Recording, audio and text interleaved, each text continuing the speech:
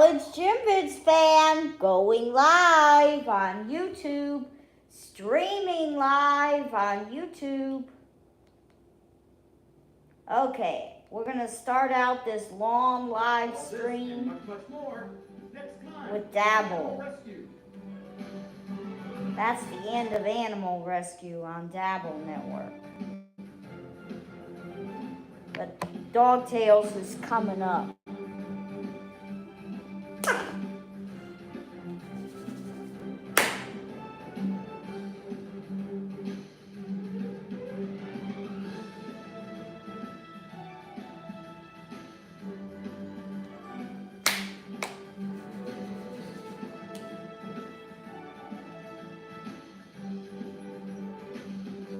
Follow us on Facebook at Animal Rescue TV.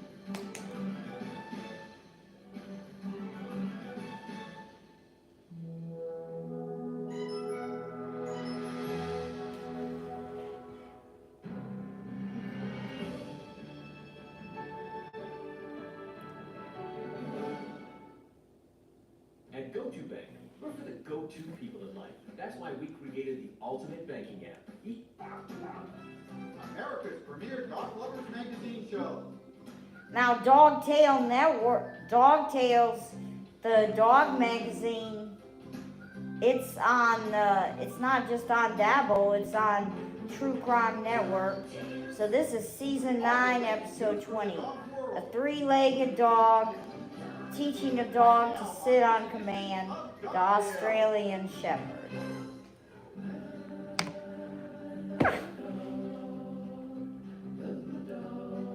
Meet the Berry family from Aurora Hills, California. Proud owners of an Australian Shepherd, German Shepherd mix named Gracie. About 5 years ago, I was out playing golf, and Debbie gave me a call and said, what do you think about getting another dog? And I go, well, if you're willing to do it, I'm up for it. When I first laid my eyes on Gracie, I was walking into the market, and she was in a pen. It was her brothers and sisters, and I reached down and I pet her, and she sort of licked me, and this dog just had such a personality, I fell in love with it. When we first got married, we had 4 dogs, and so we were really dog lovers. And, then unfortunately they got sick and passed away, and Gracie came into our life. It was great. I took Gracie to dog obedience school because she's the type of dog that needed some type of training.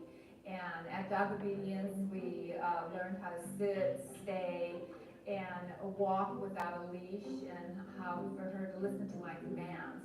So I became her alpha.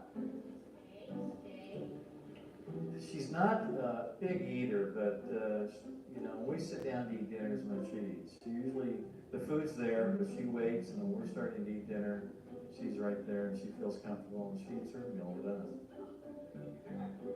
We have 6 grandkids, ages 11 down to 13 months, and 2 more on the way, and they just love to see Gracie. Everybody has a pet in the house named Gracie. Our thanks to the Berry family for inviting us to their home and sharing their dog tales.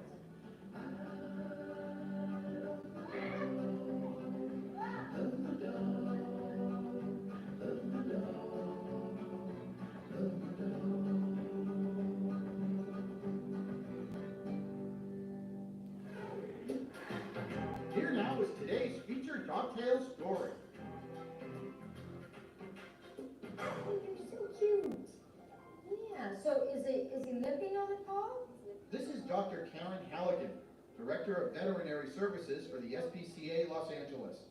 At the organization's state-of-the-art companion animal village and education center, hundreds of homeless and abused cats and dogs are cared for with the goal of adopting them out. Some of the animals have special needs, and Dr. Halligan is always ready to help. This is Mo. Mo was born with a deformed left rear leg. He's actually missing most of the leg below the knee. I don't know if you can see it. He's missing that part of his leg. And what happens is when Mo tries to walk, Mo's trying to use that leg. So I'm going to go ahead and do surgery and take that leg off so that he'll stop using it and just hop along on the three legs. That's a good boy. Yeah. Put a tube in here.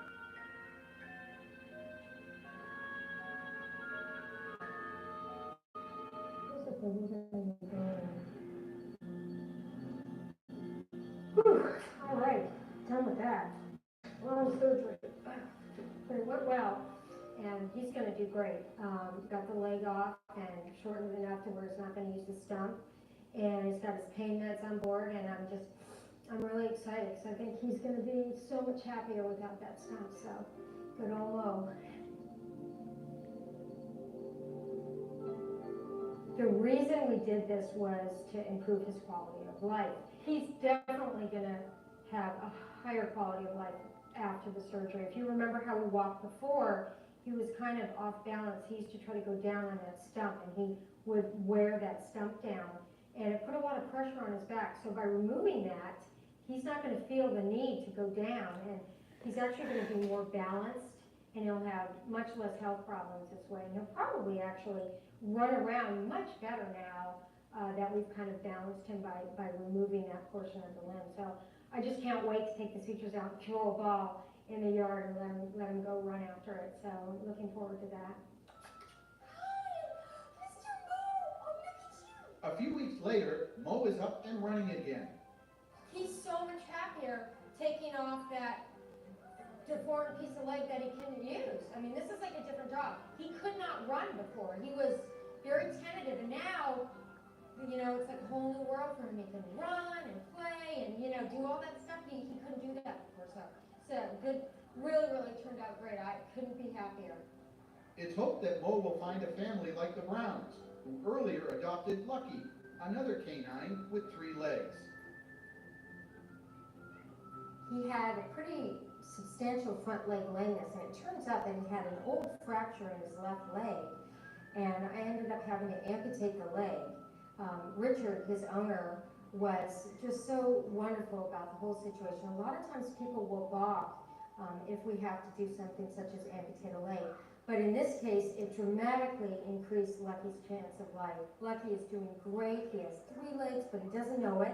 He runs and chases the ball, and he's a phenomenal cat. It was truly a great success story. Great dog, I'll tell you. A lot of people come out and say, God bless you for taking care of him. That's for sure. We have that happen a lot. And as far as his behavior in the house and taking him for walks or playing in the park, he's as good as any dog we've ever had. He's special now. For Lucky and for Mo, having 3 legs hasn't changed their ability to love and be loved. It's only made their lives much better. Sometimes we have a hard time with 3-legged dogs, especially with the rear leg. But he's such a great dog, and I know he would make somebody a fabulous pet. So we're gonna have to put some signs on his cage and really talk to people as they come by and just explain to them that dogs with 3 legs do great. You know, that he probably won't even notice. So I just hope we can get him in a nice home because he's such a great dog. We're happy to report, shortly after our visit, Mo was adopted by a wonderful family.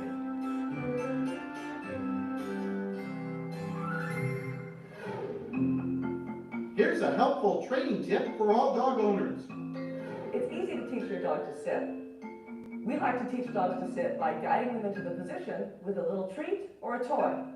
You start out by putting that treat right up to your dog's nose and then guide it back over his head towards his butt. When gravity takes over and his butt hits the ground, he gets the treat. Dogs learn easiest from body language, so it's very easy to turn that guiding hand that originally had the cookie in it into a hand signal. What you want to do is have several treats in one hand, take one out, guide the dog into a sit, pet him and give him that treat, then pretend to take the cookie out of your hand, guide him in the same exact motion, and as soon as his butt hits the ground, you hand him the treat from the other hand. You've all heard of air guitar. I like to call this air cookie.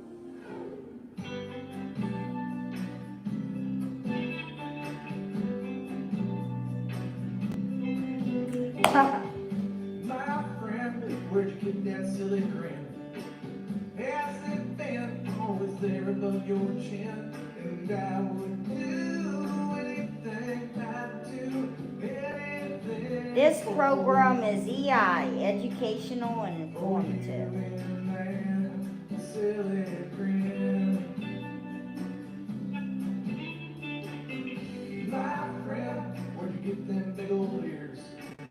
Man, them ears go on for years and years. And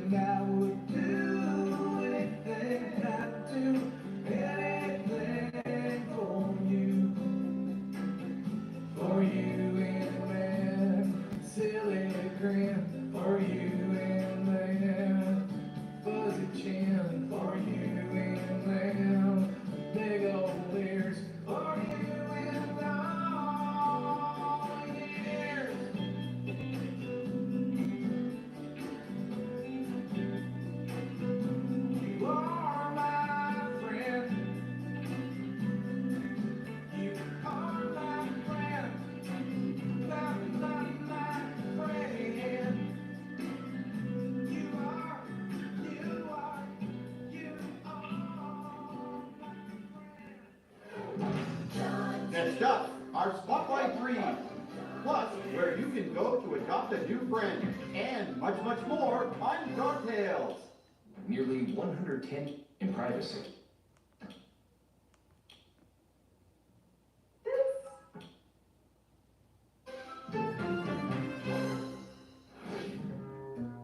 Time now for our Spotlight breed.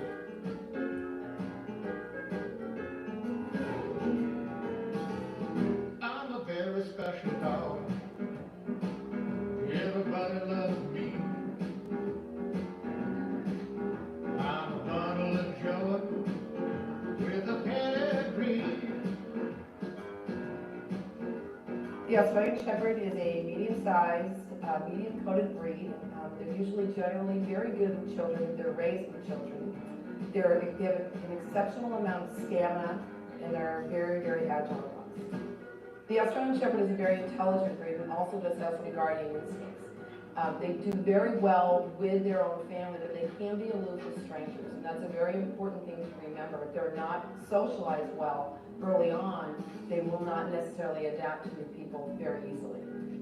Australian Shepherds live to be about 12 to 15 years old. They love water. If you put a pool out in the backyard, they're definitely going to be going in it.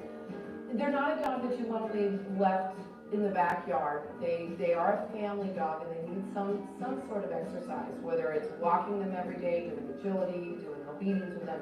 They do require some exercise. Australian Shepherds are a shedding breed. They usually shed their undercoats twice a year. They require brushing and a vacuum cleaner. The thing that I enjoy the most about my dogs is their level of energy. I'm a very high energy person. I love to hike, I love to go to the beach. And the thing with an Aussie is you can put them in any environment and they will adapt to it, whether you're in the snow or you're going camping or taking them out just for a walk around the block. They're very adaptable to different situations. There are no two Australian Shepherds that are ever identical, and no two color patterns are the same. So that makes them very individual each other. Okay, breed, Australian Shepherd. Country of origin, USA.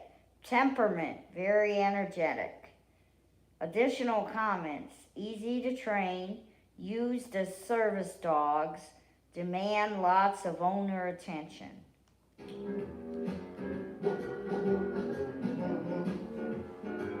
Everybody loves me. Looking for a new best friend? Try your local animal shelter. We found a blind load in a shelter Make sure downtown. you ask lots of questions at Took the 'em all shelter. home, showed 'em Which around. type of dog fits your personality In a very and short time, it lifestyle? was plain to see. Is your family ready for Lucky your dog, choice of dog? lucky we. We Can you go out afford a walking safe long-term and sound. Down by the river where the Is sun your goes home down. environment adequate for your dog? It's a real nice place, we can all run free. Are you prepared for any Lucky health dog, lucky challenges? we. Are you ready for accidents even if your dog is housebroken? Is an older dog right for you? Are you willing to train your new dog?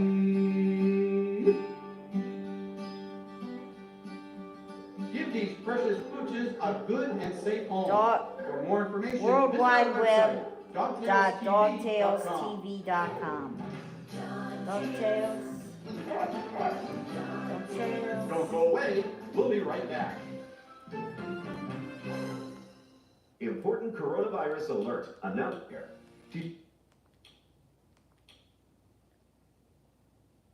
To find out Get a new language. Products in my kitchen. Those are the pans that we use. Look at me, I'm your best friend. The only one guaranteed, your best friend. When you go away, right here I'll stay. You can count on me. Look down here, you can't see your best friend. Gonna be right at your feet, your best friend. From nose to tail, without fail, you can count on me.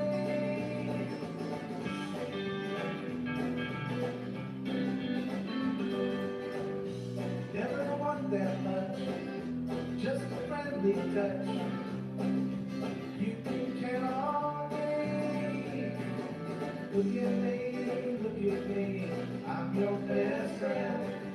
The only one guaranteed, your best friend. Let the frisbee sail, see my wagging tail.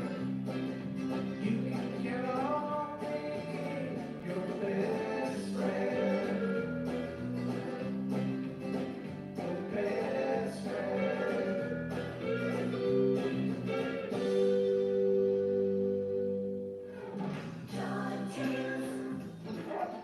Next up, we check our Dogtails mailbox. Nearly 100 my private daughter. Don't be spooked. I have urology.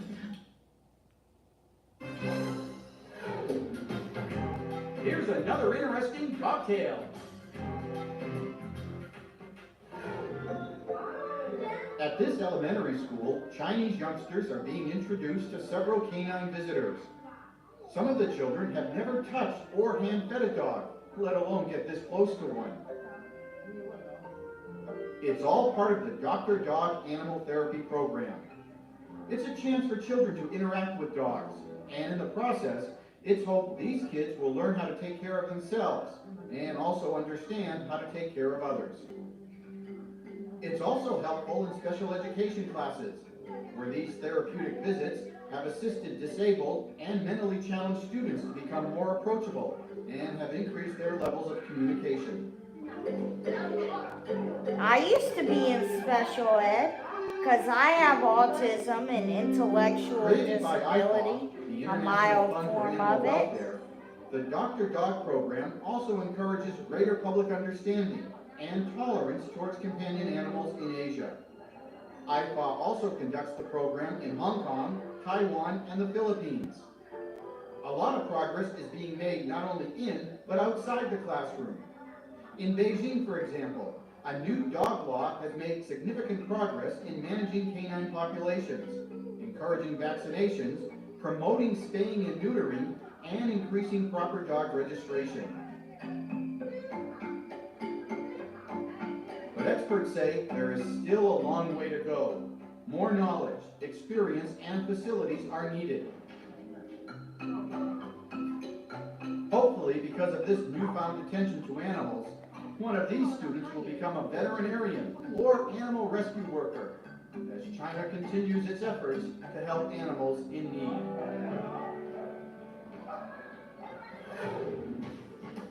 Let's now pay a visit to our doggy doctor. Hip dysplasia is a fairly common problem seen in large breed dogs, particularly German Shepherds and German Shepherd mixes. Hip dysplasia is a malformation of the ball and socket joint of the hip. Normally, the socket is a nice deep pocket, and the ball part of the hip fits in there nicely. Now, with hip dysplasia, either the socket is shallow or the ball is flat. The symptoms the dogs will show in these cases are difficulty getting up, difficulty going upstairs, or potentially difficulty getting into the car. What you need to do when you think your dog might have hip dysplasia is bring the dog into the hospital, and we can readily diagnose hip dysplasia at that point. There are many, many treatments to help dogs that have hip dysplasia. Often these are various medications that reduce the inflammation and allow the dog to be more comfortable, and that's our goal. Time now to check our Dogtails mailbox. Wagging tails, let's read the mail. Betty from Charlotte, North Carolina writes, "My joy every day is following Buster."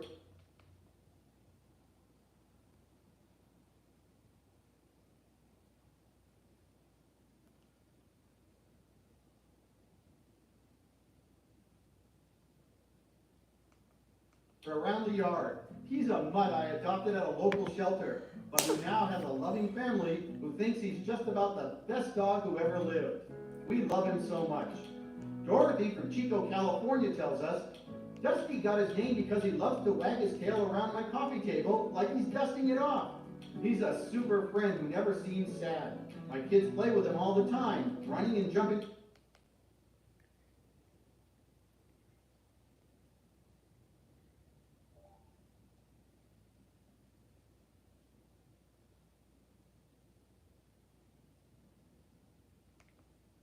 in the backyard and catching balls and frisbees. And Sean from Boise, Idaho writes, I wish everyone could meet my dog Maxie. He's a beagle with a friendly attitude and lovable face. When I first got him, I wasn't sure he would fit into my busy lifestyle, but Maxie accompanies me almost everywhere and enjoys all the attention he gets from friends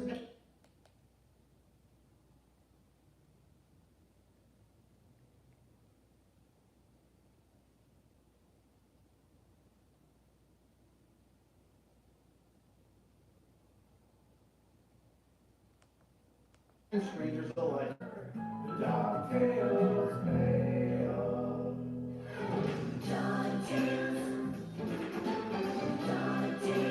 And that's all for today. Thanks for watching.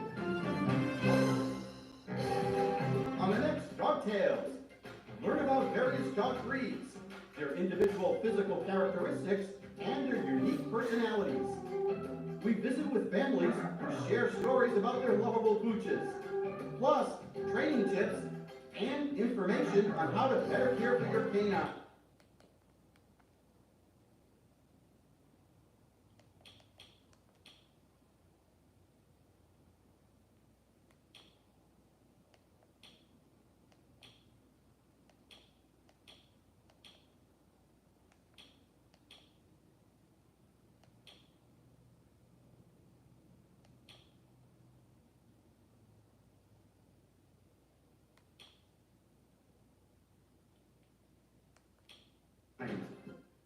Don't let this opportunity pass you by. Text. Okay, XRN save Sparkletts the Dalmatian. Let's see, I'm trying to get that. A former nurse discovers an accident victim is her son. Dalmatian is trapped in a storm drain. 30 right now, and I'll send you your own free membership. When you know what to do.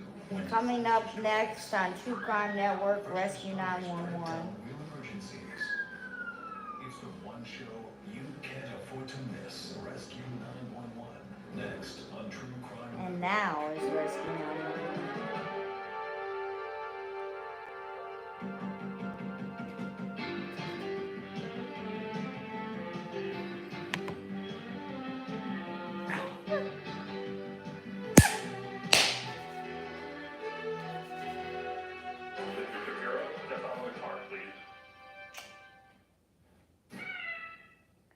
First responders jump into action.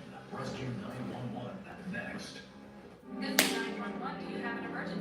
WFAA 8.3, Dallas, Texas. A tragic accident leaves a boy near death as a nurse races to help at the scene. All I could see was his chest and that his left arm was up under his body.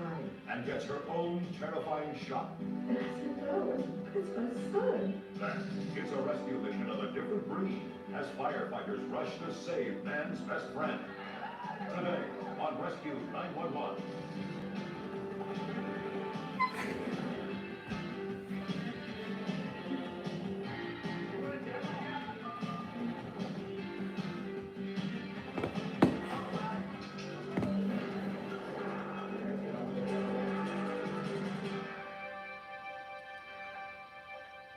We begin late on the night of June 24th, 1987, as three teenage friends were coming back from playing pool in Knoxville, Tennessee.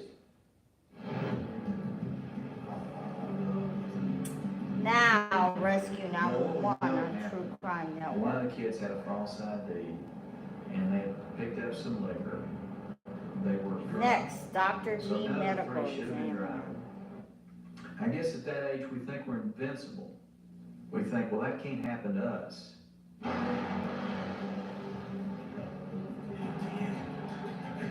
17-year-old Mike Faircloth was driving that night. I don't know exactly how fast I was going. It's a real windy road. It was dark. 1 minute, you're having a good time. 1 second later, your life has changed. That fast.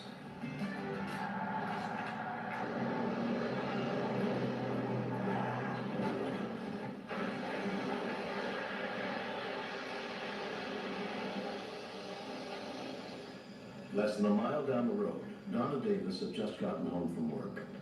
It was clearly a crash, and I'm gonna go back there. So I got in the car and I started driving back. Across the road from the accident, a neighbor called 911. And I got around the curve and I saw the car, and it looked bad. The car had hit the tree head on, so the front of the car was smashed in, broken windshield, laying on its roof. I've worked in emergency rooms, intensive care units, and my nursing background kicked in at that point. It looked pretty bad, but the driver was unconscious. And in the back, there was a boy that was crying, screaming that he was hurt.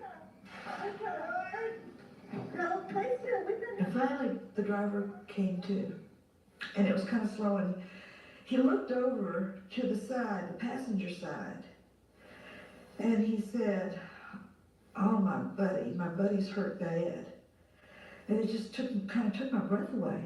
I said, "Are you telling me there's another boy in this car?" And he says, "Oh, this dude's hurt bad." I remember flashes. The car was crushed so far down that you couldn't see Trent at all. He was up underneath pretty much the floorboard. All I could see was his chest, and that his left arm was up under his body. And his left hand was ice cold, and I could not feel a pulse at all. But what struck me the most was that he sounded like he was slurping through a straw at the bottom of a glass. And all I realized was he didn't have clear airway. I ran my hand into his mouth, and blood just came pooling out. I just remember thinking, God, I feel so sorry for this kid's parents, because it would be just a miracle if he lives. There were times my heart was beating so hard because he quit breathing. I was so scared he was going to die. And I kept talking to him, and I'd say, "Look, you are too young to die. If you'll just hang in there, we'll get you out of here."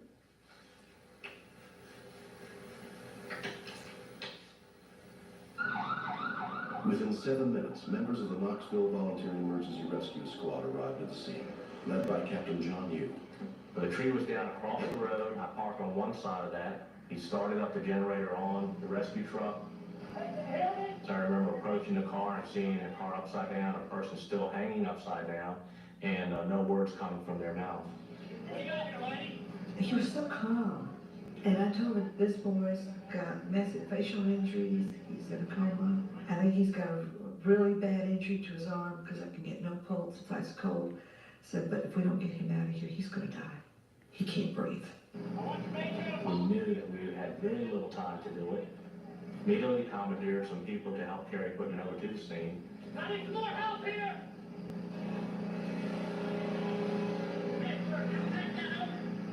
Well, we stabilized the vehicle and then immediately hooked up the jaws of life, started the generator. Donna's son, Brett Winston, worked at a restaurant in town. I had just come home and I heard all the sirens. I knew somebody wrecked or something had happened. And I was thinking it could have possibly been my mom. I just thought maybe I should just go up there and see what's going on.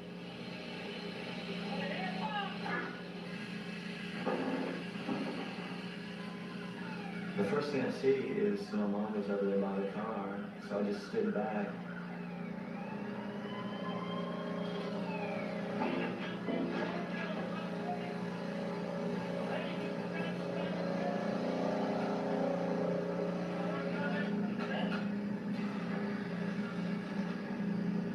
They pulled him out, laid him on that backboard. And when they did, I saw the eyebrows and I saw the hair. I knew. I mean, I knew. I couldn't say anything. I couldn't say it. I just kept shaking my head. No. And all I could get out was no. Just no. And finally, I think it was the sheriff or someone looked at me and said, "What?" And I said, "No, it's my son. It's my son." When we continue, I told Brett, it's really, really bad. and your brother may not live. And I thought, this is a bad dream. This cannot be happening. Thank you. Obligation. Your help to find this missing teen. Justice Network, be Didier safe. Gonzalez Gutierrez was last seen on June 29, 2018 in St. Paul, North Carolina. If you have any information that could bring Didier home, please call 1-800-THE-LOST. That's 1-800-843-5678. Please help bring Didier home.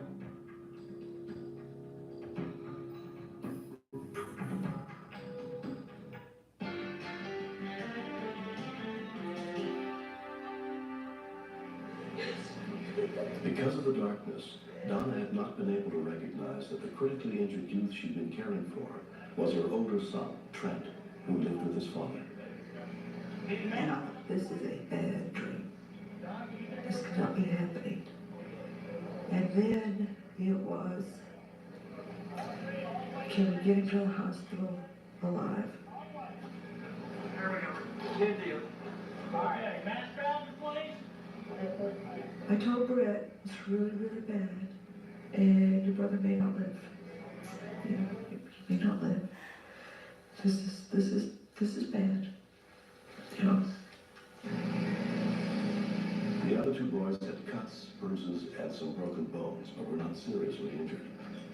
While Trent was taken to the hospital, Donna went to call her former husband, Jerry, and tell him what had happened. When I got that call from Donna, that was the worst moment of my life. She normally keeps her composure quite good, so she was in a real panic, so I knew there was some big time problems.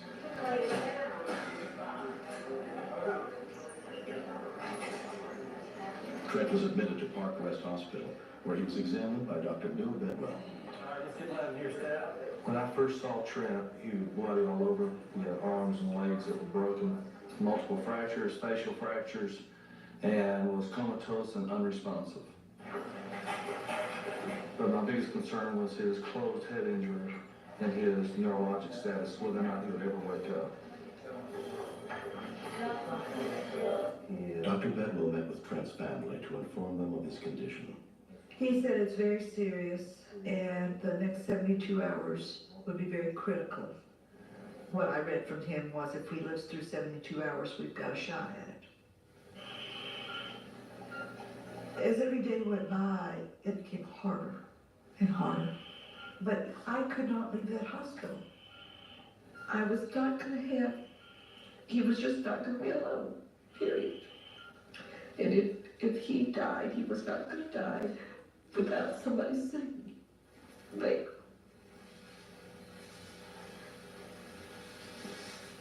Trenny, it's June 28th. When I would go in and talk to him, the nurses would say, he knows that you're here because when he hears your voice, his heart rate goes up. And then I started telling him, it's getting towards the 4th of July. I said, you always liked 4th of July and the big firework display in town. And every day I'd go in and I'd talk to him more about it. 10 days had passed since the accident. Trent was still in a coma. On the 4th of July, all day long. I said, Trent, you're gonna wake up, it's the 4th of July, you're gonna miss it, it's about gone. Nothing, not a movement, not a wiggle, nothing. Hey, guy, come on, honey. And finally, he had opened his eyes and he just looked at me a minute and then he went right back to sleep. But he opened his eyes on the 4th of July. 5.5 weeks after coming out of his coma, Trent was transferred to the Patricia Neal Rehabilitation Center and put under the care of physical therapist Patsy Cannon. When I first saw Trent, he was lying in the bed. He was very restless and thrashing around. He started talking after he was in rehab probably a couple weeks. And he started saying one word at a time, and then he started making sentences. And just like a child, Trent learned how to do all those things again. He was at Patricia Neal 4 months. They did wonders with him. And I thought, we can make it. It's just going to be slow. We're going to make it. Now they're out in the boat. 4 years since Trent Winston nearly lost his life in the car accident. They're on a mastercraft. My first real firm memory or being at Patricia Neal Hospital, and I couldn't talk. It's really weird being 19 years old, and all of a sudden, you can't remember the language you've been speaking your whole life. My mom motivated me. I've got to give her a lot of credit. I mean, she got on my nerves, but she motivated me. We spent a lot of time in rehab facilities, and what I saw were individuals who had strong family support, a lot of love and a lot of family support, always did better. They always made better recoveries than anyone thought they would make. He beat all the odds. I mean, he beat every one of the physician's predictions all the way through. And he's still the same kid, which is really a wonderful thing. Trent has remained close friends with Mike, who was driving that night. The scariest thing about the accident was thinking about whether or not he was going to make it or not. You don't understand how it feels until something like that happens to you. Drinking and driving don't mix. Drinking and driving kills. See, a lot of people have to learn that the hard way. And a lot of times the hard way makes you dead. You don't ever quit rehabilitating. The way I think is there's nothing I can't do until I've already failed at. And nobody's gonna stop me from making myself better. Next. He was determined to go inside there. We figured as long as we had that rope around him and we were on the other end of it, he'd be all right. If you're eligible for Medicare, then this segment is for you. You may be Feel like ultra pure, Steve? True Crime Network.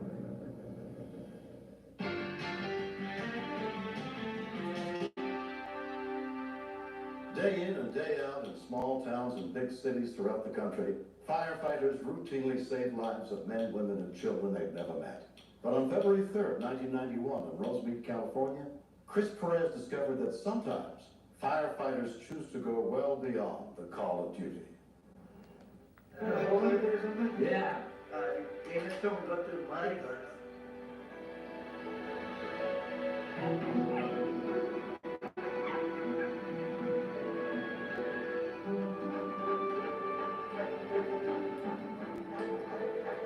So we seen Harvey over there in Mud River.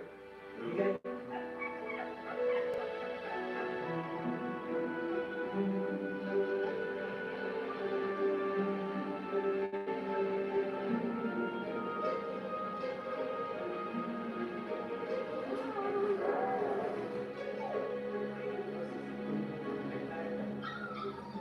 I got the bike out when he fell, man. That afternoon, Chris had invited a few friends over to the house, including Amos Garcia.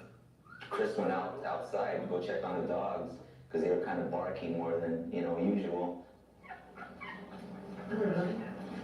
I noticed the puppies were there, but Sparkletts wasn't around.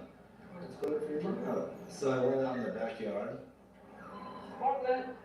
Looked down the hill, there was no sign of Sparkletts. Sparkletts. And kept going further back in the back of the yard. There was a few bars missing from the drainage, and I noticed there was some barking from down there. Sparkletts had fallen in there.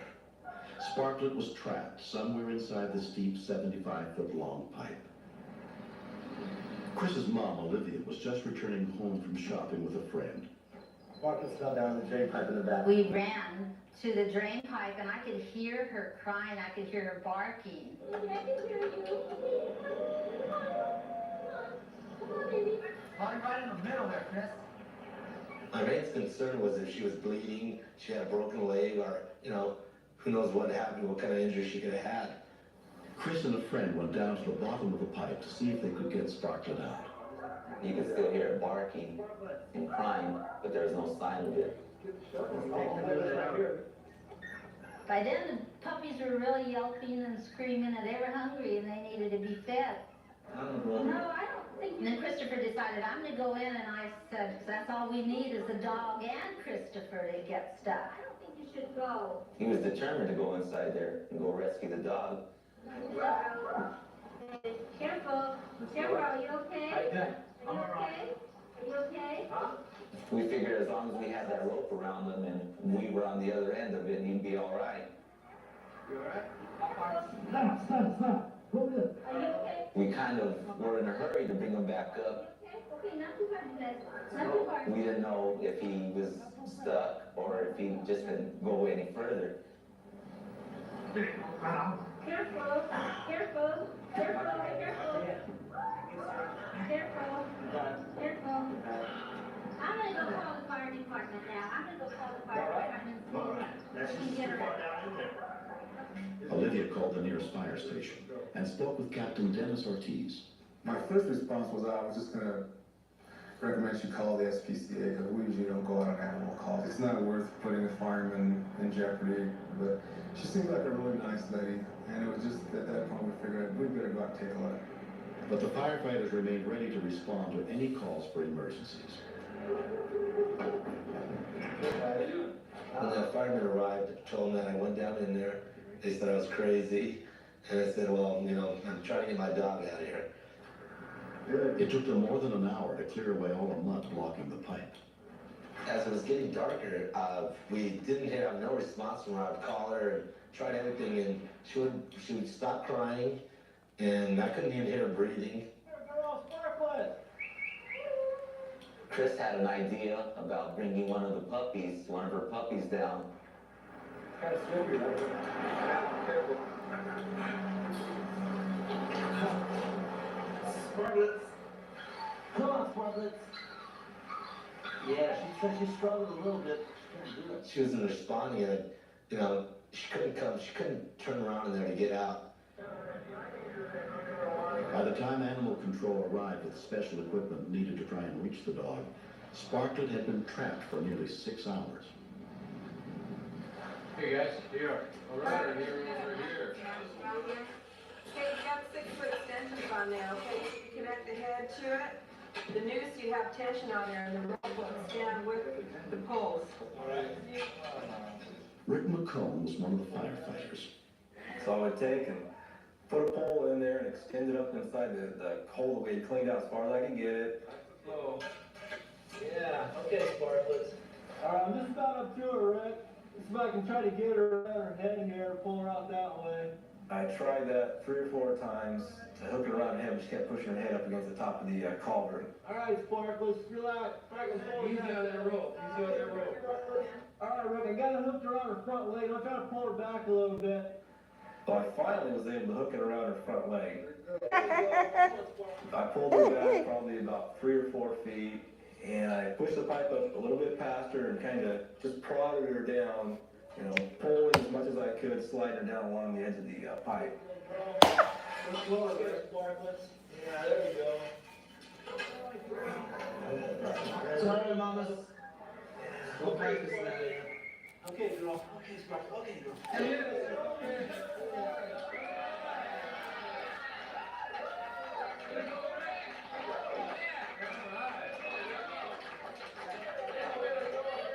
Everybody was just clapping and whistling. Oh, I gave her a big old kiss, big old muddy kiss, and I was happy. The Perez's know that their local firefighters went beyond the call of duty to save their dog. They did a wonderful job, and I was used to see them before, and I thought, well, you know, they're really brave, but now I think they're extra special people. The next day, the Perez family called to thank us again for our efforts. That was nice of them. They were real appreciative. That was kind of a good feeling. We don't get thank yous very often. They were concerned. It made me feel good. And as a little reward, you know, we offered a little puppy, and they accepted. The puppy Cinders has become a permanent resident of Los Angeles County Fire Station number 4. It's nice to have a dog around. This job can make you kind of hard at times. It's kind of insensitive, and it's kind of neat to see guys warm up to a dog. It's not a bad idea to have one in every station, I think. Hey, I just got a text from my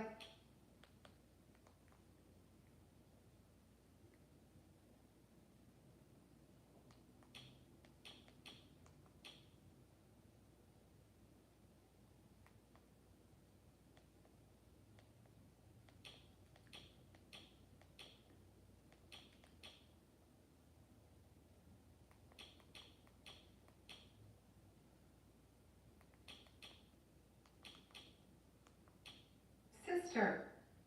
who answer our calls for help and risk Terror in the sky. A pilot collapses and his wife their lives. must follow landing instructions.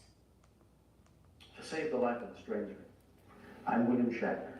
Join me next week for more true stories on Rescue 911.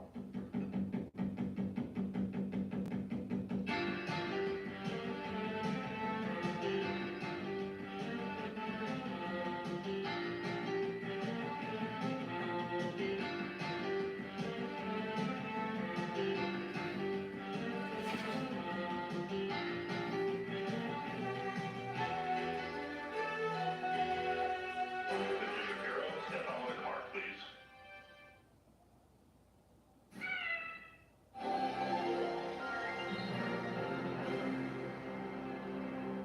First responders jump into action. Rescue 911 next. This program contains true stories of rescues. All of the 911 calls you will hear are real. Whenever possible, the actual people involved have helped us reconstruct the events as they happened.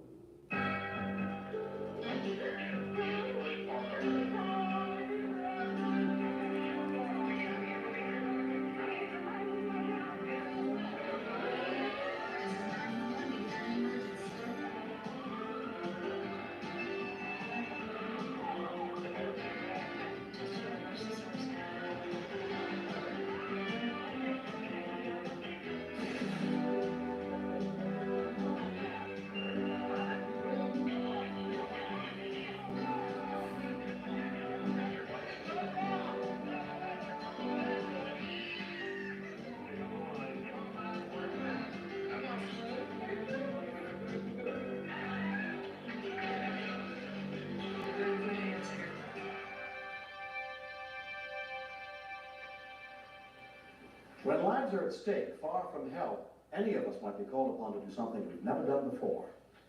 I'm William Shatner. Tonight, true stories of courage and ingenuity on Rescue 911.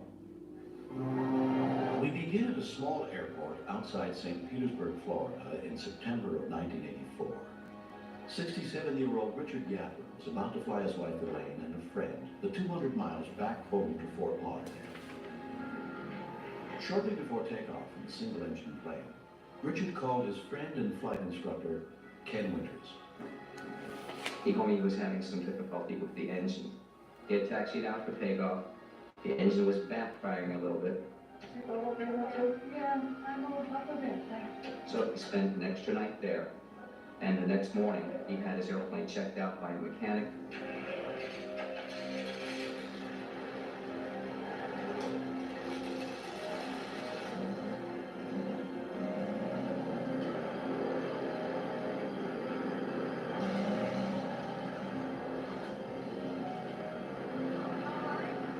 Since I did not hear from him, I assumed that he was on his way back to Fort Lauderdale Executive Airport.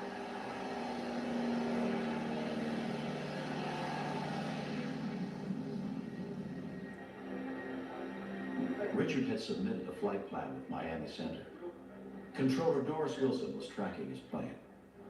I've been monitoring all the aircraft on my scope, doing the visual scanning, and I noticed that this aircraft was 600 feet above their assigned altitude. I read back the assigned altitude to the aircraft.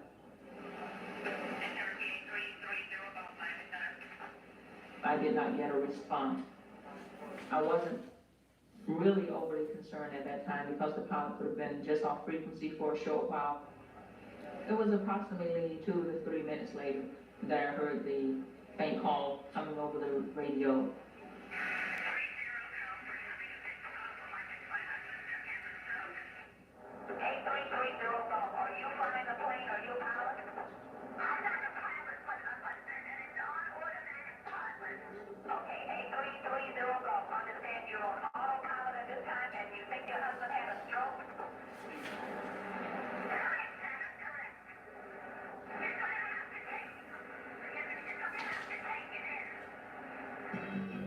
When we continue. 305, are you capable of flying it in? The possibility that she could die was very real. Stuffed up.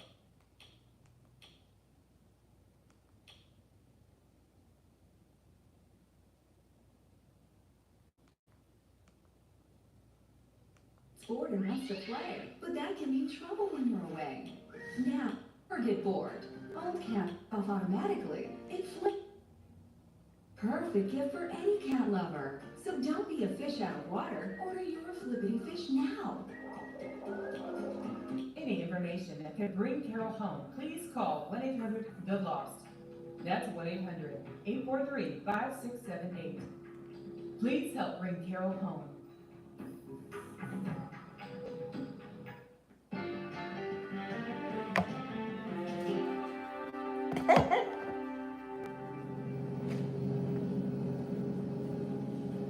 A small plane is flying 6,000 feet above ground without a pilot.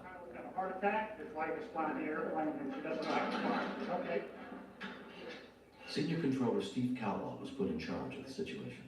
305, are you capable of flying it in? I've had other emergencies, but I had never seen a situation in which the pilot had become unable to fly the aircraft and there was no one else on board that could fly. The possibility that she could die was very real. You're going to have to take the tracking down out of the scope. I'll have to take the emergency for you. Okay, I'll go here. 8330 Dome, you want to say the aircraft is on autopilot right now? 30 Dome, roger. Just trying to calm down and relax with the aircraft on autopilot at the present time. The aircraft was actually in level flight, and she was in no immediate danger of the airplane falling out of the sky. But she has to get that airplane on the ground if her husband's going to live. And I haven't flown an airplane in my life. Jimmy Wayne Rosshaven, okay, this Cherokee instructor. Steve knew that his friend and fellow controller Wayne Rosshaven was an instructor very familiar with the plane that Elaine was in. Wayne would be able to visualize that cockpit in his mind and explain to her exactly where everything was. But they had to find him. 3 Dome, are you able to read the gauges and tell us how much fuel you have on board?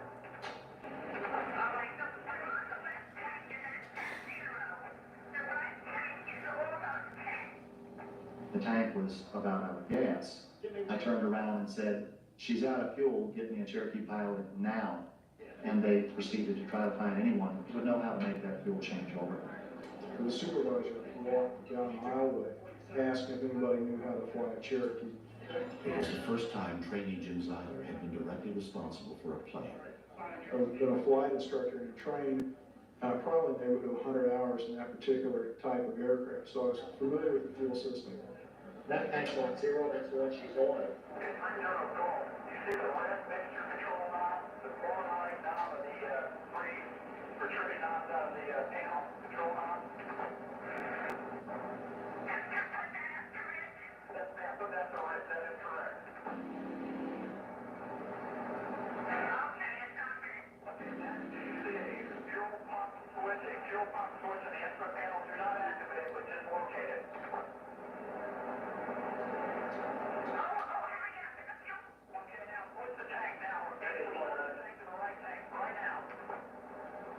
She in fact did run out of fuel, and her engine started to sputter. You really drop down to the pits because there's nothing we can do about that if that engine doesn't catch while it's windmilling.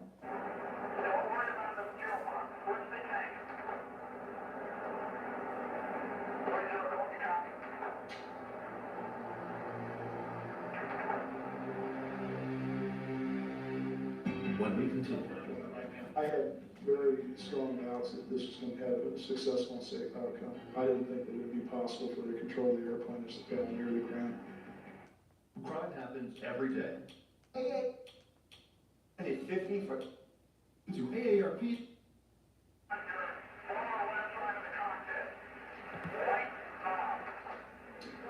Someone had finally managed to locate controller Wayne Rosshaven.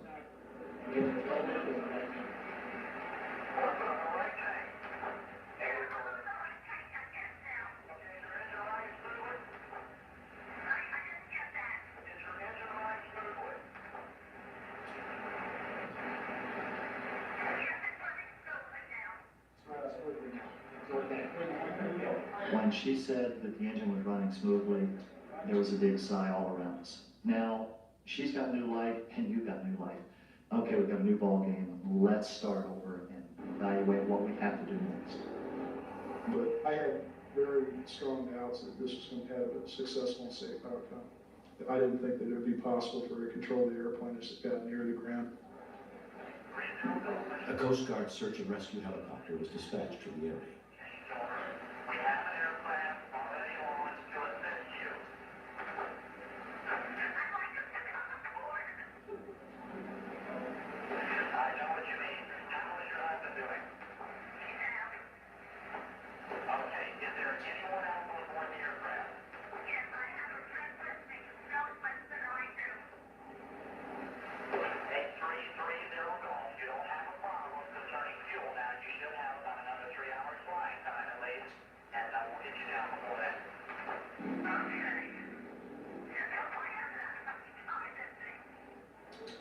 The aircraft was on autopilot, so it was pretty much flying itself at that point.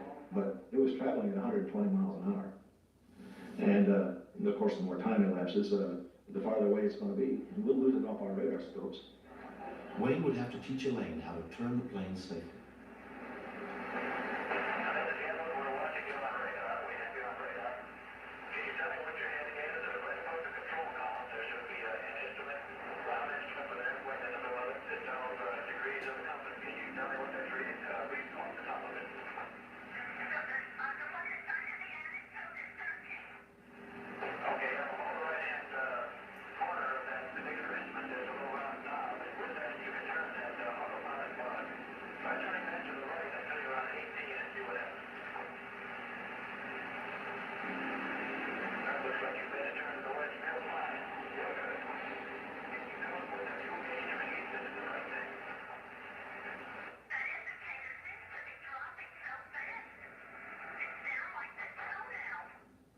Our time is limited. We needed to get her on the ground before she runs out of fuel. If I could have looked out the window, I could have probably talked her to a safe landing. But I couldn't do that. We couldn't physically see the aircraft. So my thought was to get another airplane near her, close to her, that could see her and that she could see. Authorities traced the plane's call numbers and found it was leased to a flight school managed by the victim's friend, Ken Winters. Yeah. It's a tower chief who needs to talk to you. Okay, put it on 133. Excuse me just a minute, I'll be right back. I wasn't really too concerned about it because the tower chief calls me all the time when one of our students is either flying through somebody's airspace that they're not supposed to be or doesn't understand how to enter the traffic pattern. I was in shock. I had known Richard for about 5 years, and I taught him how to fly, and we became fairly close. He was almost like a father to me. The only thing that I could try to do was to try to find them and try to talk them down. He's much faster than she is, so what are we going to do? Once we found out that he was on the way, we were trying to decide where she could land this airplane now. The controllers agreed the best place was a nearby airline training strip located in an unpopulated area of the Everglades. She has plenty of space out there to get the airplane down. And if it should not be successful, no one else gets injured. Okay, Mrs. Yedlin, we're going to aim you right straight for an airport. If you can take your heading plug again and move it back to the south, that should take us just in the right direction. 467, the altitude readout is at 5,000 right now. See that 5,000? That's perfect. Okay, where's your setting? I wanted to get to the airplane as quickly as I possibly could. I had no way of knowing whether Richard was alive or not. The whole time I was flying out there, I still really couldn't believe that this was happening. Mrs. Yedlin, we turned just a little bit too far to the left. Take the heading plug and move it about 30 degrees to the right, if you would, please. 467, presently in your 12 o'clock position. They're about a mile. And go ahead and talk to her. Okay, Elaine, this is Ken. How you doing? Not too well. It looks very bad. I'm hanging there. We're going to help you, no problem. And I knew that I'm going to have to be a little bit stronger than her at this point and help her get through this. Okay, we're going to come up behind you. Sure, Ken, she is just on to your left now. Yes, I see this. Once Canada arrived on the scene, we became spectators at that point. And it's now the reality of we've done everything we can do. Is she gonna or not? We were at 5,000 feet when I caught up with her, and we had to descend to sea level. The biggest fear that I had was that something would go wrong. How am I going to feel about watching her fly this airplane into a tragic conclusion?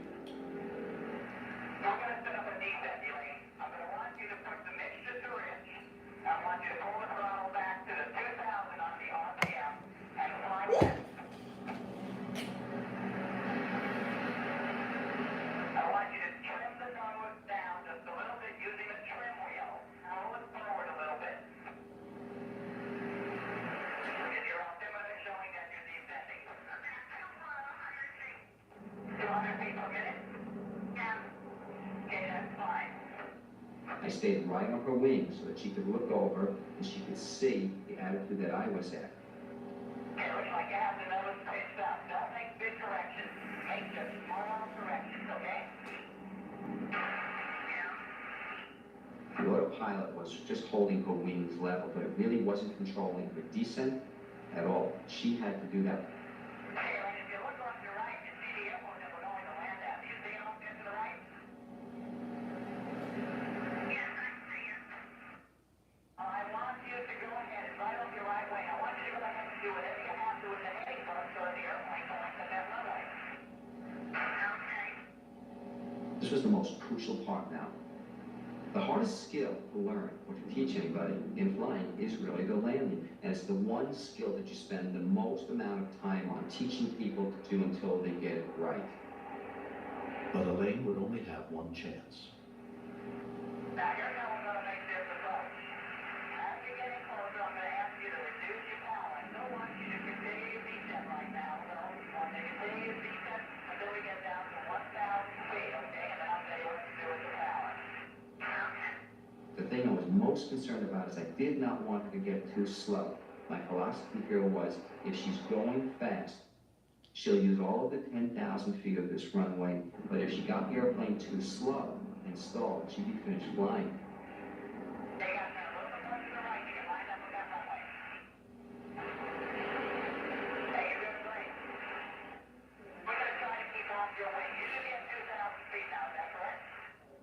As Elaine descended, the Miami controllers lost radio contact with her.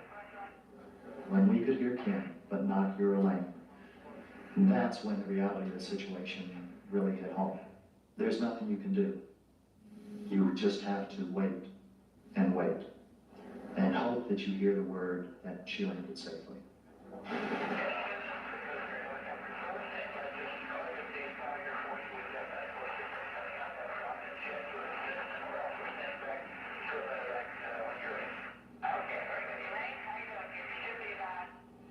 We're getting closer to the runway now, and we're really zeroing in on it. Elaine only had Ken and herself to depend on as she switched off the autopilot to try to make the landing.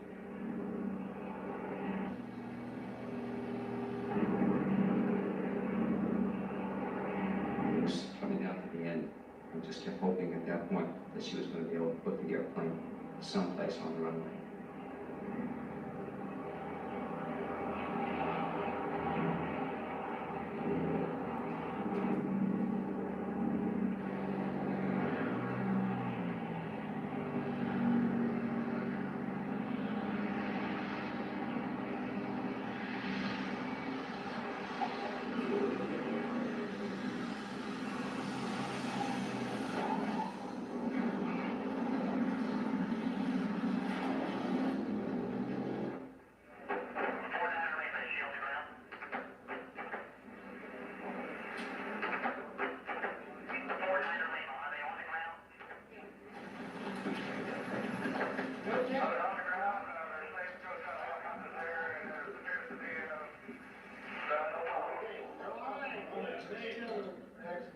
As soon as we knew she made it, then we screamed out to everybody.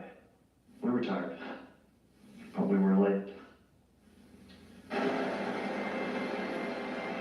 The propeller was dented, and the front landing gear was broken, but Elaine had managed to make a safe landing. Her husband Richard was rushed to the hospital, but there was nothing that could be done. He had died of a massive heart attack.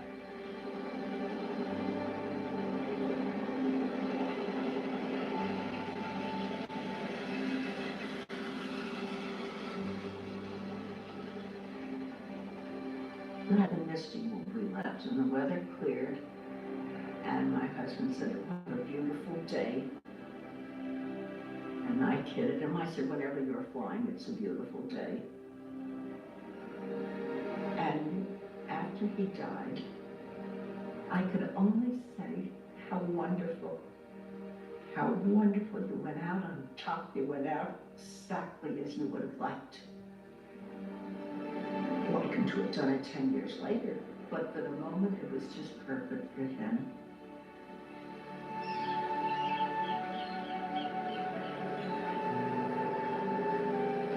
It has been 7 years since that day. Elaine has remarried, and she and her husband have built a new life together. There's no time to just plain give up. You know, life keeps pulling at you.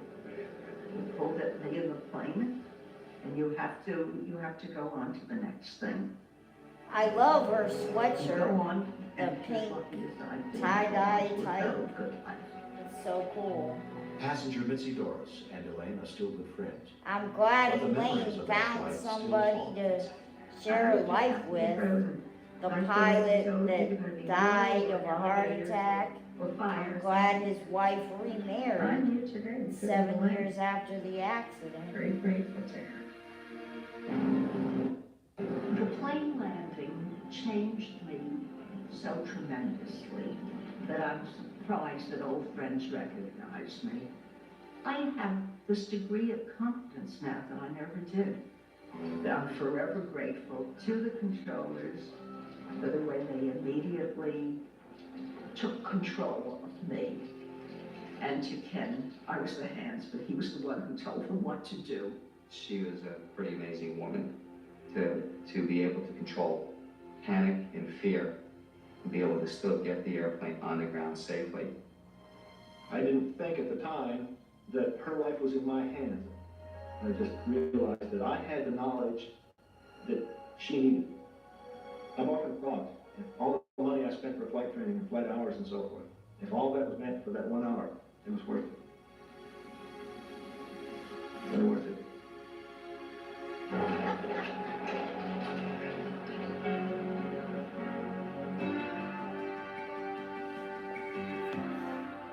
Hi, I'm Lori Grenier, an inventor and entrepreneur, but many of you know me as a shark on Shark Tank.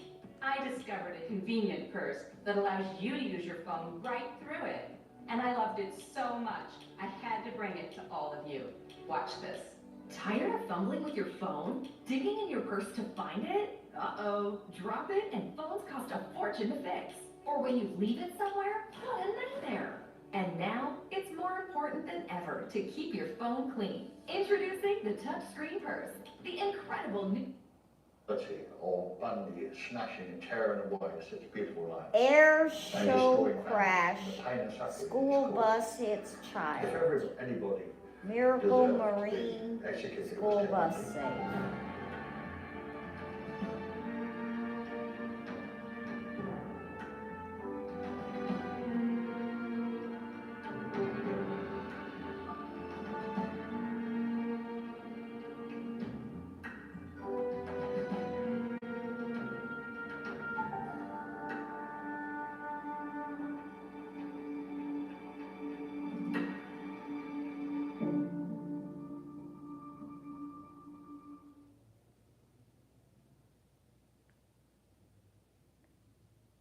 First responders jump into action.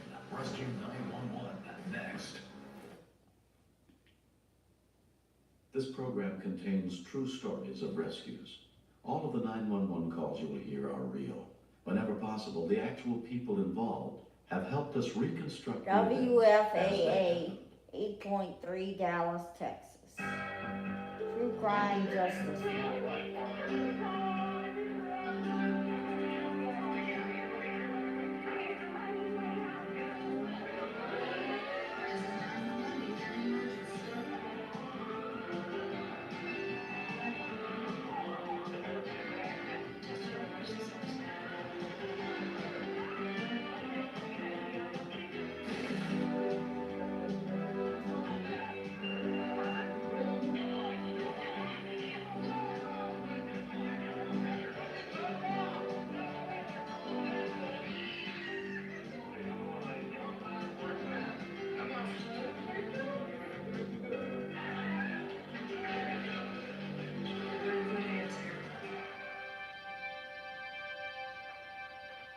We begin high in the air above El Toro Marine Base in Southern California.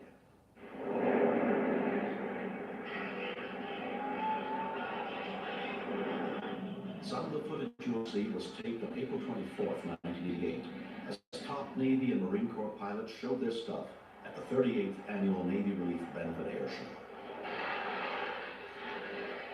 On the last day of the event, Colonel Jerry Caddick, a jet fighter pilot for 25 years, was to perform. His wife, Vicki, remembers. Personally, for me, going to an air show is always traumatic because there are mishaps. The possibility of seeing somebody crash is always there. And for whatever reason, that always sits in the back of my mind when I'm at these things. Jerry would be executing the square immelman, a precision dogfight maneuver he had done often, including this performance 2 days earlier. Normally done at 20,000 feet, at air shows it was done within 500 feet of the ground to give the audience a better view. At speeds of up to 400 miles an hour, there would be no margin of error. That Sunday, Jerry got to the field, suited up, and headed out to his FA-18 Hornet. Still in top physical condition at 45, Colonel Jerry Caddick was one of the most experienced fighter pilots in the Marines, a well-respected group commander, heavily decorated for combat missions in Vietnam. I remember turning to a stranger that was sitting next to me and just saying, "That's my husband in that plane," and they just thought, "Well, you're kidding me."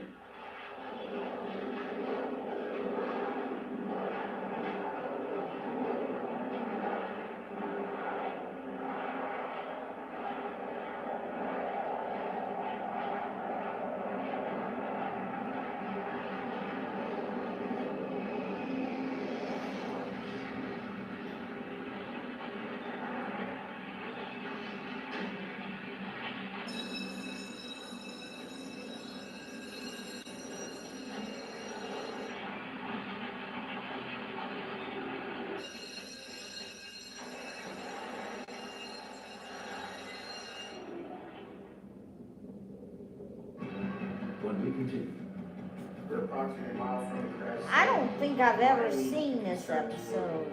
The pilot, of course, Air show crash, school buses, child. I sent your new prescription in the file. 2% reported an increase in hair volume, and 94% experienced, which 9 out of 10 women said their hair appeared thicker and fuller in just 1 week. All this, an $80 value, free. Always remove your keys and lock the doors while you're pumping gas. Keep valuables in your vehicle out of plain view. We're approximately a mile from the crash site. My immediate concerns were the pilot, of course, where we're going to have a body or where we're going to have a victim. within 45 seconds of the impact, the first rescue vehicles arrived, but they could do nothing until the fire was under control.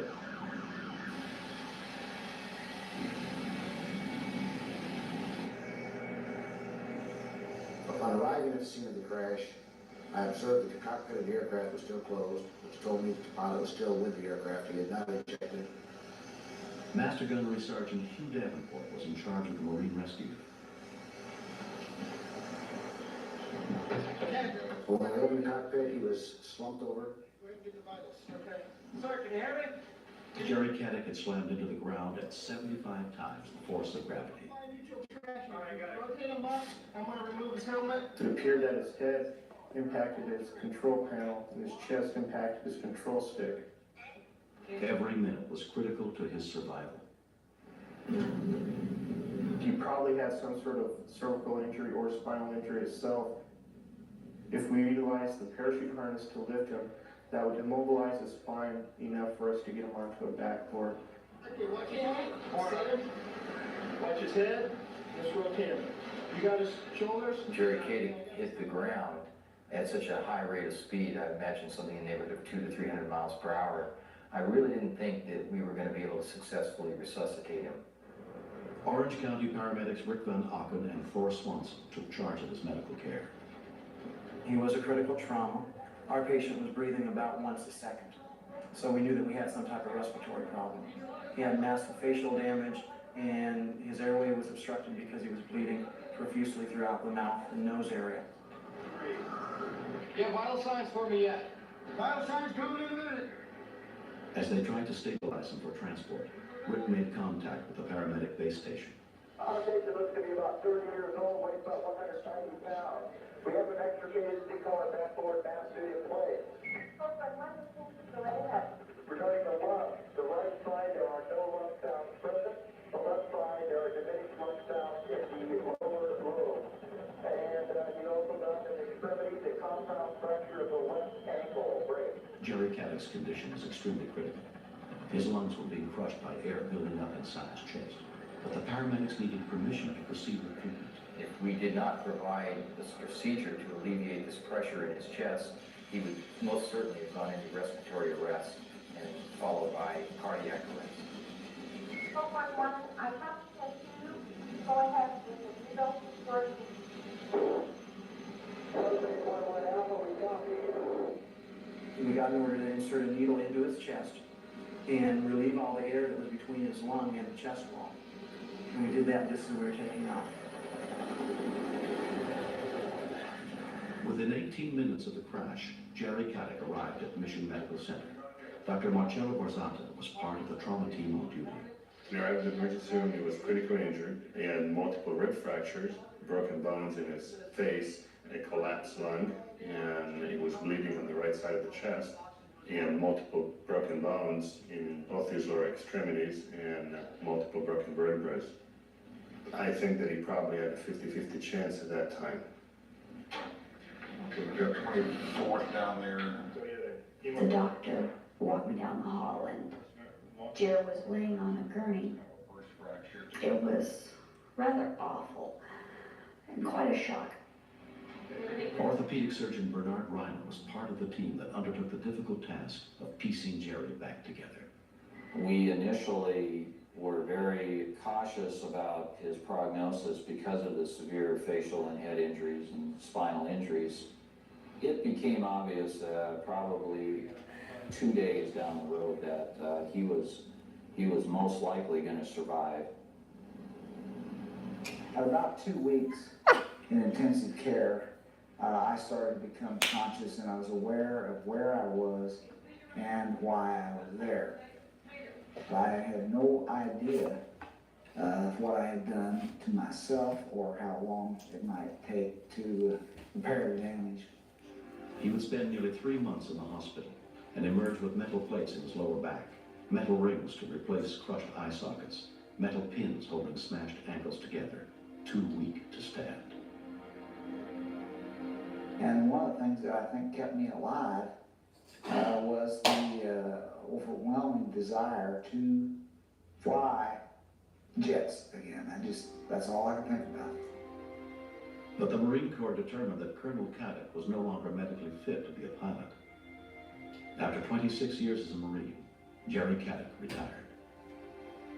His recuperation has been painful and frustratingly slow, but he hopes to make a full recovery. I have no idea why I survived this accident. Of course, I always felt very embarrassed that I did it. Any Marine fighter pilot hates to make a mistake, and it's taken me a long time to come to grips with that. Exactly what Jerry did wrong that day has never been officially determined. But aviation expert and airshow pilot Frank Sanders published his own theory, that Jerry momentarily lost orientation with the ground. A year after the crash, on the first day they met, the two men became immediate friends. He said, "Hey, why don't we go flying?" And what do you think, Jerry? And I said, "I don't know, but let's go."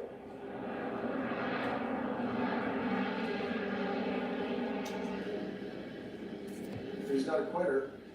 He said, "Put me back together and stand me up, and I'm going to continue on in life." And he's just that kind of guy.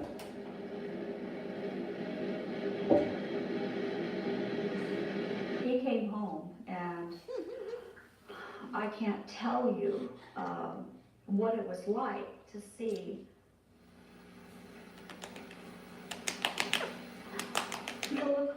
face. You know, I didn't know that he'd gone for a flight, but there was this spark of life in him again that I really had begun to wonder if I was ever going to see again. I like challenge, and this was now a challenge, but it was on a much more personal basis, but I was already used to that. So I said, the comeback trail is all uphill. I'm putting on my backpack.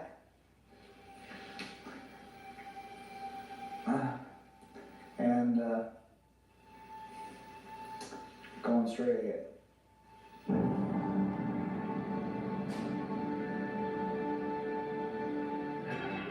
Next, I see the little girl running in front of us, and then I see him put a bus in gear. Then I knew that he didn't see her.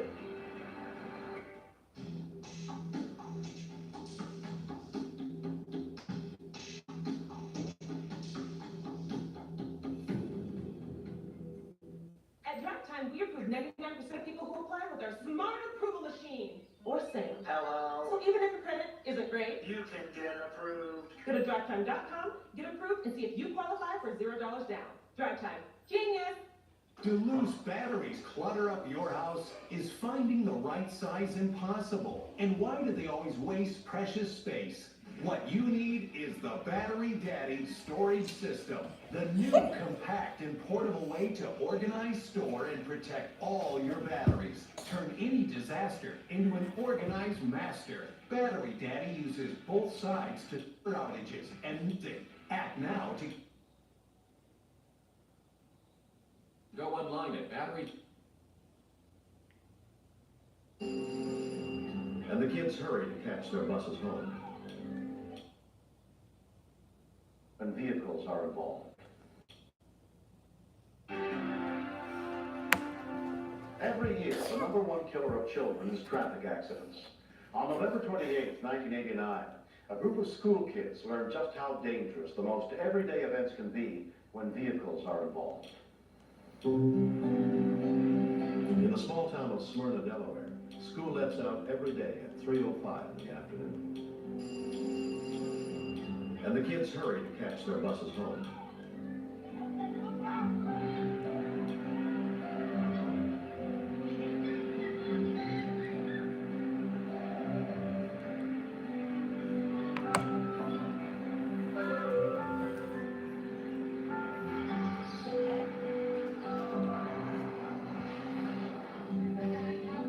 In this farming community school district of 179 square miles, nearly everybody rides a school bus.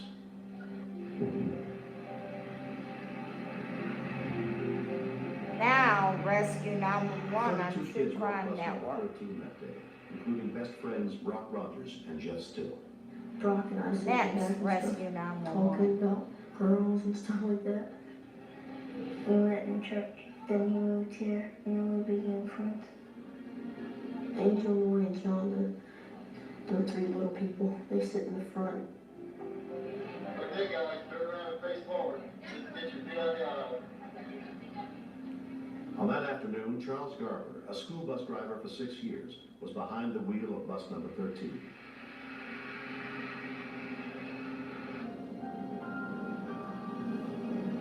It was a windy day. It was pretty cool outside. I pulled up at approximately the same time the other bus did that has high school children on it. The two families who lived at that stop got off. The kids left the bus and started towards the house. Matter of fact, they started running towards the house because it was a cold day. And you just look and count, make sure you get 5. We all got off, and my sister's paper blew out her backpack. Angel, she said, I'll go get it for you. 7-year-old Angel ran into view of bus driver Shirley Hester. I see the little girl run in front of us. Not sure well, she still has time to get back. And then I see him put a bus in gear. Then I knew that he didn't see her.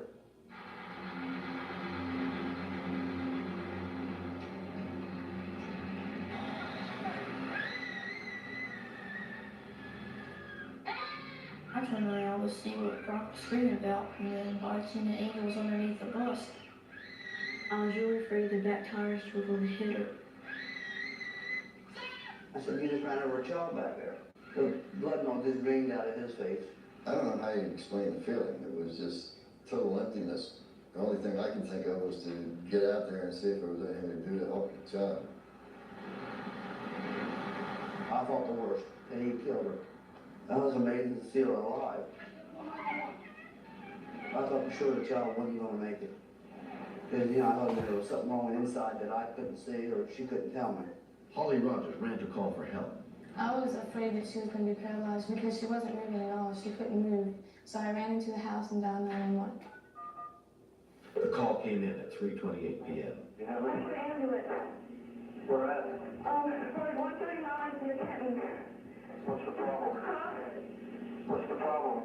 There's been a little picked up my butt. Did you turn on 300? Yes, 139. It's a big one, has a big set, and you can't miss it. Which side of it? Is it right in the road? What? Right side. How far off 300 is it? Because the area is rural, there are no house numbers. It was hard for dispatcher Bruce Ballard to pinpoint the exact location of the accident. It's right there. Wait. You gotta calm down, okay? Yes. I can't get the information I need if the person on the other end of the phone is excited. So we have to do everything we can to get the information, and part of that is getting them to calm down, and that's what we have to do. Yeah. Okay, how far down 139 is it? It's a big one house on the right. It's not even half a mile. Where's the child now? She's laying right outside. Is he breathing? Yes. How old is he? She's 7. What's your name? Holly Rogers. Okay. Okay. I'll look after Holly. Okay. Bye. An ambulance was immediately dispatched. I was imagining the worst, of course, on the way out there, and I was glad to see her all in one piece. I mean, when I got there. Her mother was great. She calmed right down. And me being one, I don't know how I would have done. I said, I knew they'd have to take me away from there in order for me to calm down. She said that she hurt so bad that she just wanted to die. And I told her, I said, you don't want to die.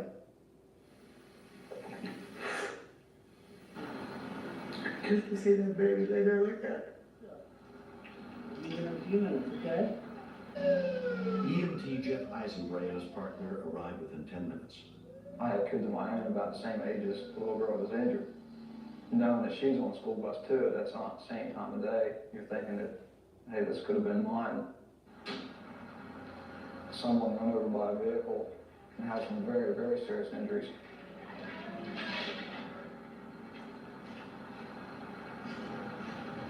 We don't have the equipment to really check her out thoroughly to determine if she has an internal injury. So it's really important for us to package her up as quick as possible and get her to a hospital where they can check her thoroughly. I was really anxious about what type of injury she could have had. If, her organs were crushed, and if any kind of permanent injuries were done. Angel's stepmother, Karen Swartz, rode with her to the hospital, where she was examined by Dr. Edward Krisilov. On the basis of her physical examination, it appeared as though she was very lucky, and her only injury appeared to be a fracture in the anterior portion of the pelvis. And so I was surprised to hear that the little girl had been run over by a school bus and yet seemed to have escaped from any type of serious injury. 4 months after the accident, Angel has fully healed.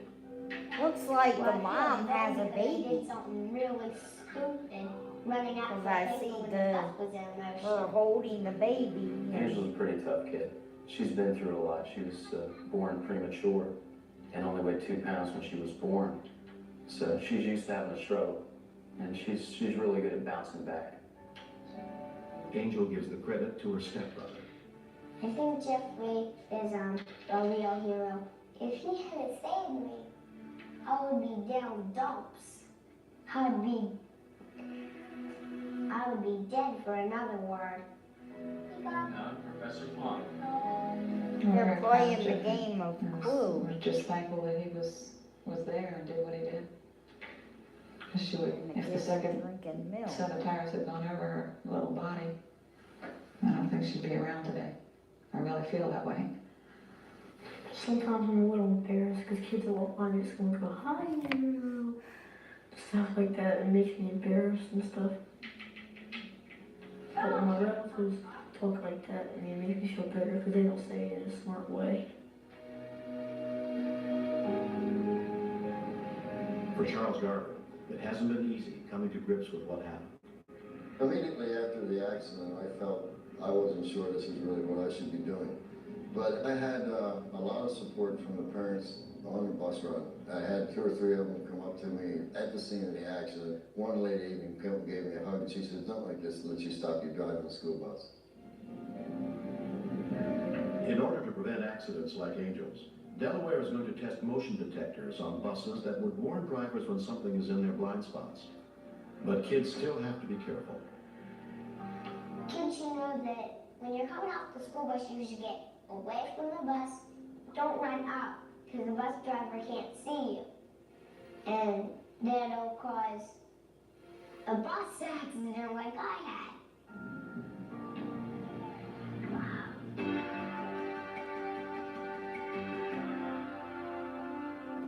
When I was younger, my hair made me feel really beautiful. When my hair started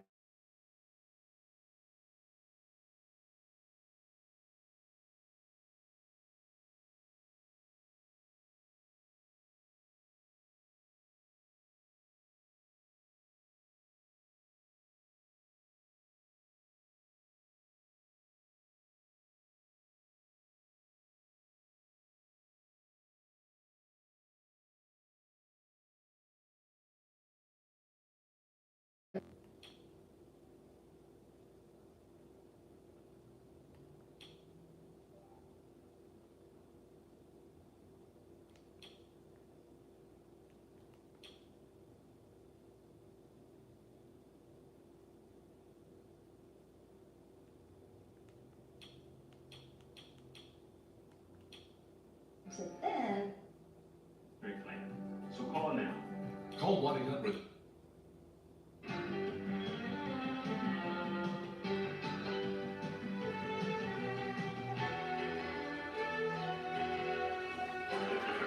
Step out of the car, please.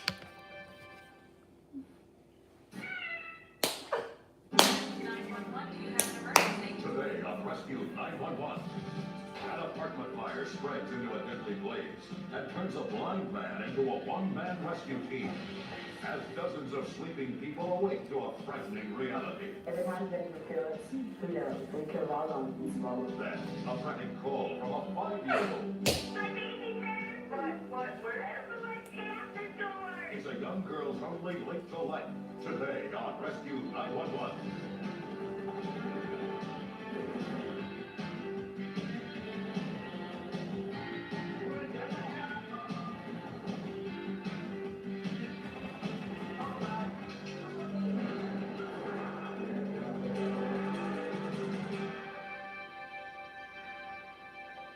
We begin in a dark room in Northern California on the night of December 31st, 1987.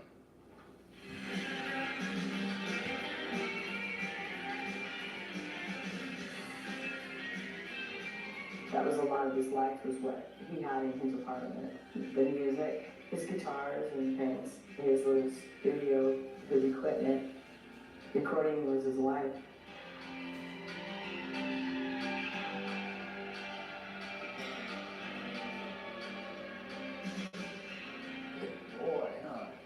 Though blind since birth, 34-year-old Felix Bannon has always been independent.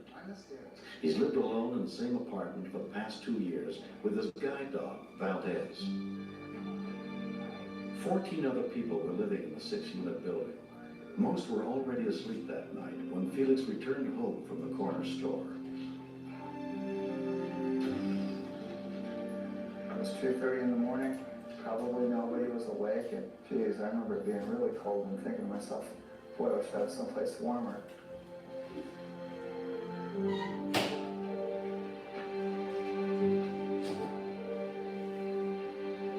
Being as cold as it was, I had decided that I would turn on my heater and see if I could get the room that I was in warm enough without using the big main apartment heater. And so I chose to use my little space heater, which was in the room. in here, I just turned on the heater.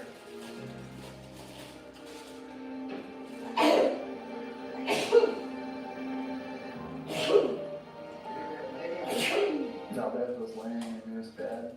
He just was kicked back, and I was in my pajamas about to go to sleep, and I started talking on the phone. Oh no, I just got in.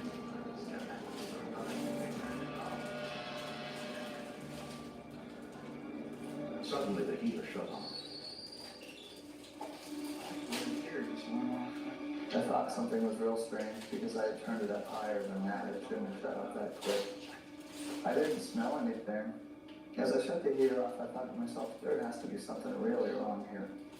And as I reached down to the wall to unplug it, I got about 6-8 inches away.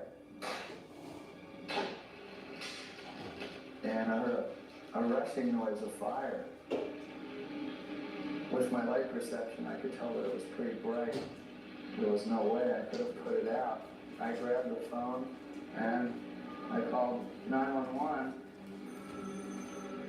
A dispatcher picked up the call reporting a fire at 2:26 a.m. The voice on the other end had barely gotten out the address when it disappeared.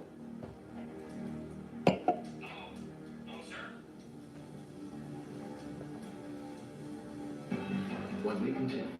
I knew Fred was a heavy sleeper because of his medication. I didn't have much time left. The floor caved in. It got $4.96. No, for free.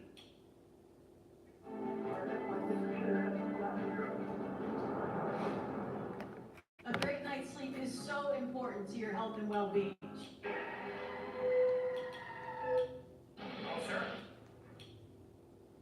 Most breathable, moisture-wicking, ridiculously soft sheets with superior stretch. Go to trysheets.com to save over $100 today.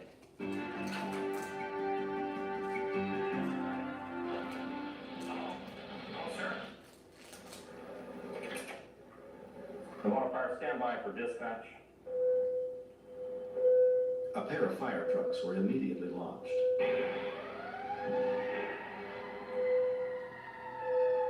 Still inside the burning apartment, Felix was trying to get his dog and get out.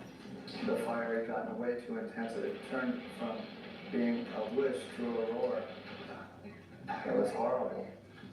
I smelled burning plastic. I heard things pop, strange sounds I've never heard before. It's just this feeling of helplessness and frustration and confusion. As I came out for an instant, I felt the cold, but then I don't remember the cold. Richard, wake up! Felix was thinking only of his neighbors. Being blind, I realized that the only thing that I could do was to get everybody out of the building. Someone he barely knew. Liz Connolly and her family had only moved in a few months earlier. We were asleep, and we heard a knock at the door. Liz, Mike, wake up! All I could do was grab my son and run out the door. My apartment! The temperature outside was below freezing. Felix was wearing only pajamas and in stocking feet. Wake up, Richard! I got a fire! All I saw was smoke pouring out of Felix's apartment. You can't. Michael went to see if he could stop it, and it was catching on real quickly. I thought we were actually going to lose everything. Felix then went to warn the neighbors below. He knew they would need special attention. I ran downstairs to get Peter Mendoza out, who has cerebral palsy. I knew that it would take a while to get him out. Anybody in there? Peter's healthcare aide answered the door. There's a fire in my apartment. You gotta get Peter out quick. Peter! Hey, what's going on? You know what's going on. You hear all the noises, you hear the crackling, you hear the people. I thought my whole apartment was real. I thought this was it. With Felix's apartment burning out of control, the tenant in the apartment directly below his was in the most danger. I knew Fred was a heavy sleeper because of his medication, so Valdez and I raced around the side of the building to try to bang on Fred's window. I was frantic at that point. The fire could burn through the floor.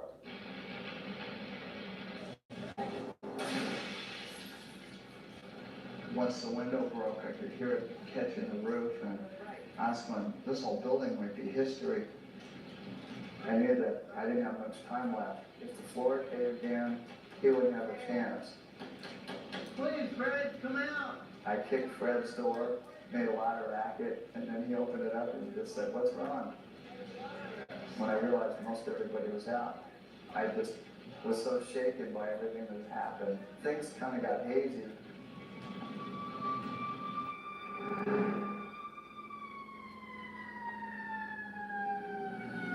Within 3 minutes of Felix's call, the firefighters arrived.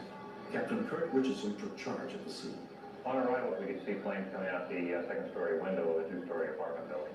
It looked like we could have a problem. The building was charged with smoke. The fire had proceeded down the hallway to the entrance of the living room when I gained entry.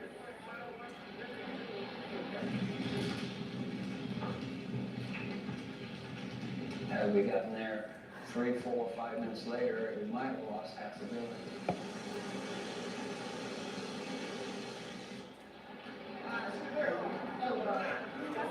Officials made sure everyone was safely out of the building. Fire Marshal Tom Elliott located Felix in a nearby apartment.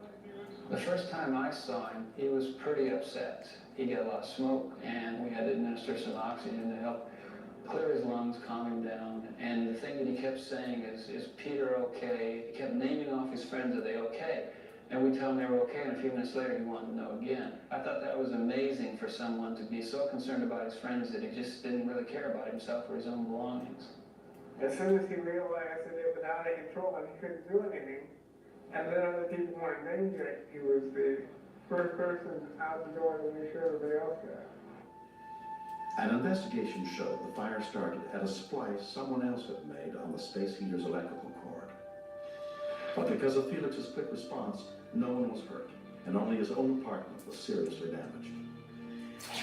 I had no idea what a fire could do to an apartment. Things, they're not even recognizable. All the tapes that I've recorded, the things that you get through 34 years of living. In the fire, all that was gone. I just was thinking, where am I going to live? What am I going to do? How do I start over again? Starting over again just was too big a mountain to even think of.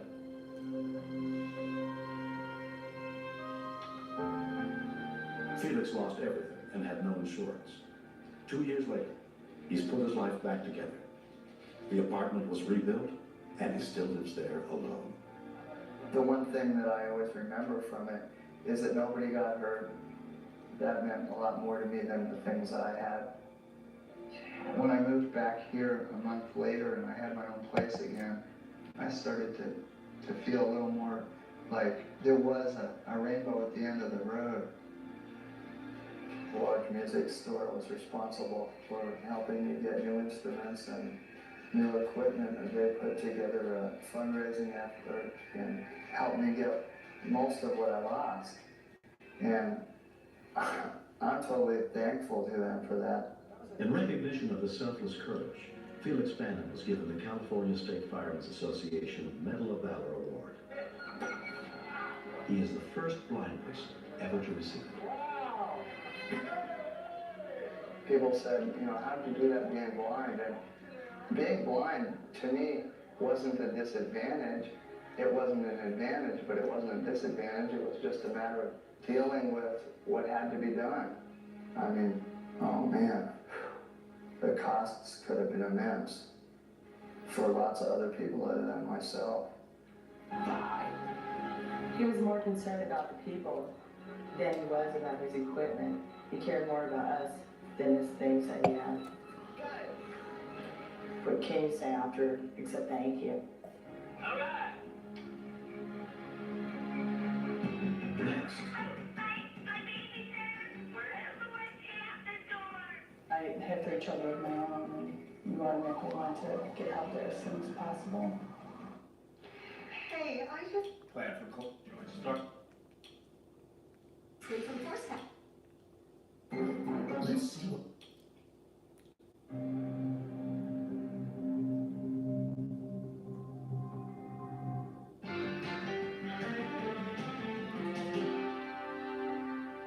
On the night of April 18th, 1992, in Naperville, Illinois, Kim Eastman and her husband John were going out to dinner to celebrate his birthday with friends.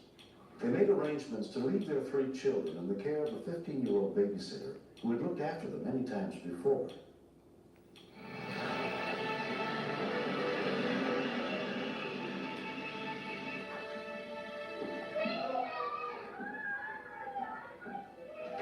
The boys were very excited, ready to have just some fun with Marissa before it was bedtime. I think Megan's just about pretty tired right now, so she'll be going to sleep pretty soon for you. We're going to... We left the names and the phone numbers of the places where we were going. We worry about our children, as most parents do when they leave them behind, but we feel very confident that they're in good hands when we go out.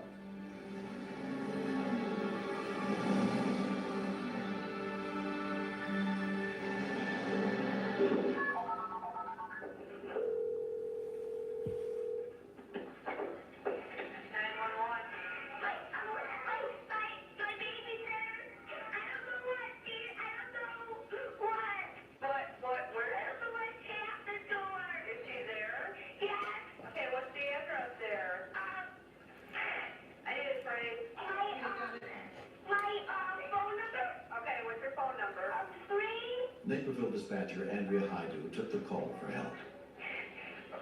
Okay, do you know your address? I need a Wabash, what else? 15 what? Calm down. I feel very frustrated that we aren't able to send immediate help to the location.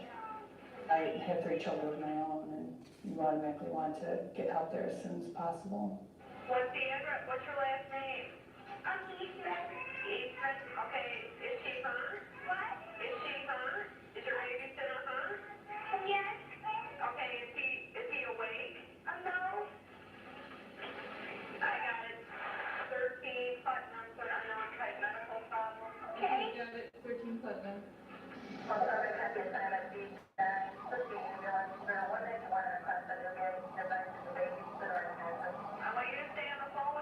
I just felt really bad for him that he was home alone with his little brother.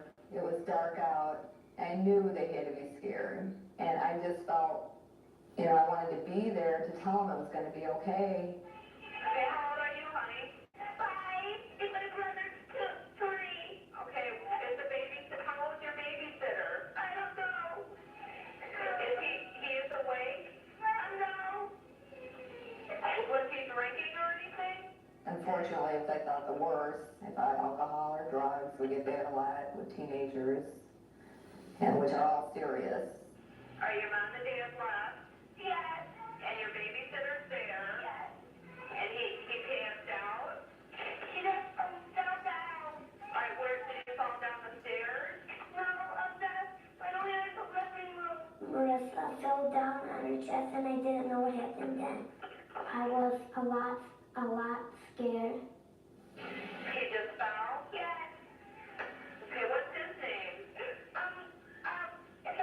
Marissa. Oh, it's a girl? Marissa? Okay, what's your first name? Jeff Eastman. Your name's Jeff? Yes. Okay. What's your brother's name? Yeah, we're on the way, Jeff, but I want you to stay on the phone with me.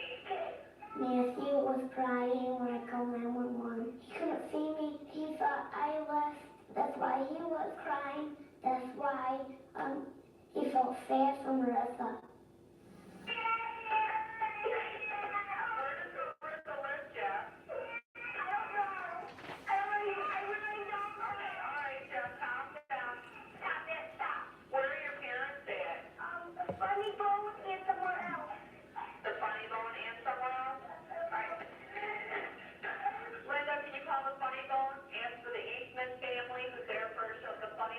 Okay, got it.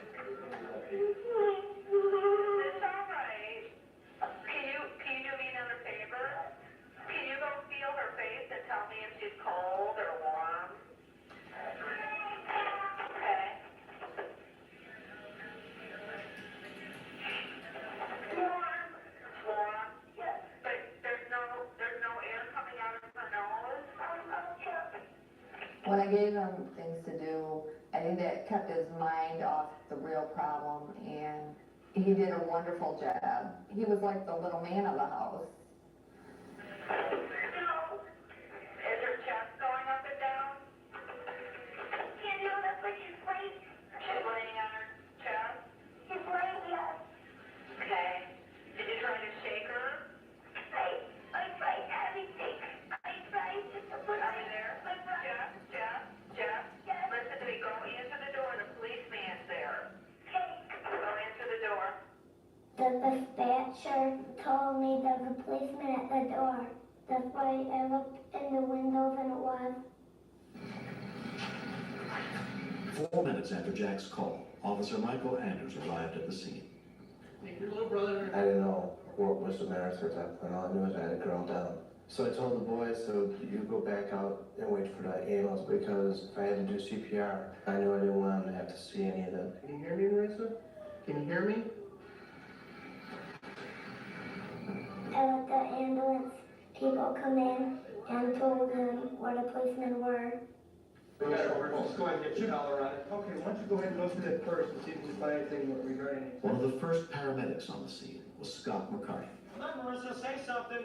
We were calling to Marissa, trying to get her to respond. We couldn't get her to respond. We were looking at a 15-year-old girl that looked healthy, and to see her laying there unresponsive like she was, it was starting to get tough. Come on, Marissa, talk to us. Talk to us, what's the problem? I did find a high school identification card. 257, check for contacts on Marissa's journey. I couldn't find anything that indicated any allergies or why she was in this position. Go down here. When Marissa's parents arrived, she was still in a coma. Are you mom and dad? Okay, how's Marissa been this week? Marissa, can you hear that? When I looked at her and her eyes were rolled back in her head, I was truly panicked. You don't know what's wrong with her? No, right now we don't. Is there anything to do? Yes, you can ride with us. My heart was breaking, and inside I was screaming because it just, I wanted answers, and I just wasn't getting any. 1, 2, 3, lift. Marissa? Wake up. It was a very difficult time to think that someone that you brought into this world and cared for, and more than you could say, is here in this helpless situation. The ambulance is going to bring Marissa to the hospital. Okay. Watch out the mailbox. That's why she'll get all better. Doctors subsequently determined that Marissa's collapse was caused by a combination of dehydration, lack of food, and a bad reaction to cold medication.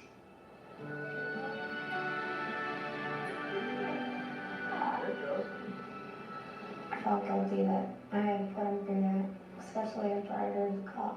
I should have been more reliable and taken my medicine with food.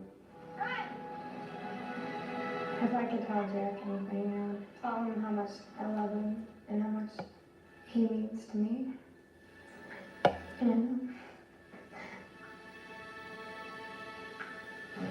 I can never say thank you enough for what he did.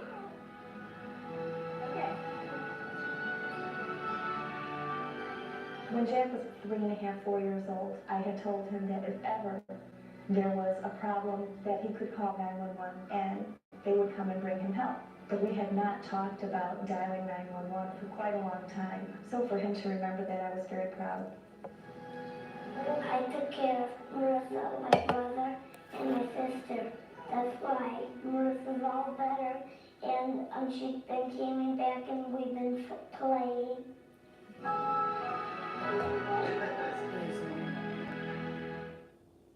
If you're eligible for Medicare, then this segment is for you. You may qualify for extra benefits at no additional cost. Today, we're going to help you understand what plans may be available to you, how you can save money, and see if you're eligible for extra benefits. Joining me is Andromeda Dable, a licensed insurance agent and spokesperson for MedicareAdvantage.com. Thank you for being here. I'm happy to help. Andromeda, what is the difference between Medicare and Medicare Advantage? Great question. Original Medicare provides hospital and medical insurance. Medicare Advantage provides the same coverage, plus you may be able to receive additional benefits, including vision, dental, hearing, and coverage for prescription drugs, all at no additional cost. If you call this special toll-free number, you can find out if you're eligible to save money and get additional benefits like free hearing aids, free eyeglasses, and free rides to medical appointments. So Medicare.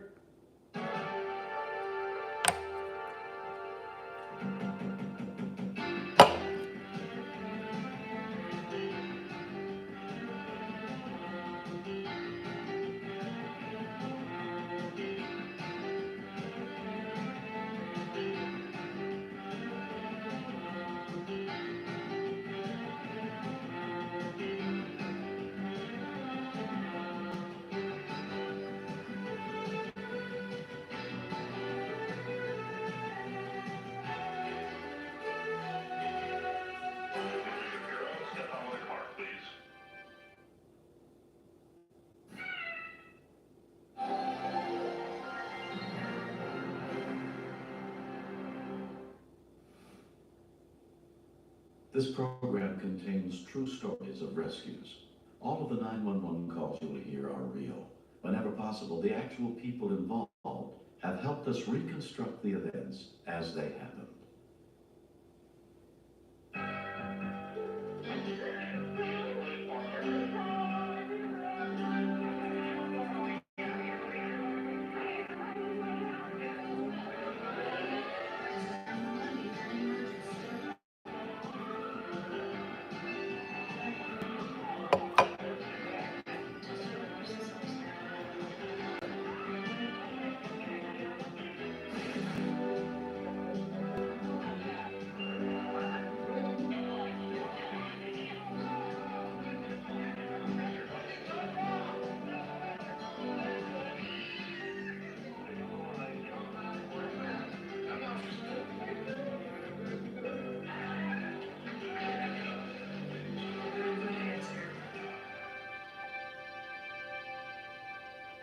We begin 9,000 feet up in the snow-covered Rockies of eastern Idaho on March 17, 1989, as Bob and Karen Collins were enjoying the last day of their vacation.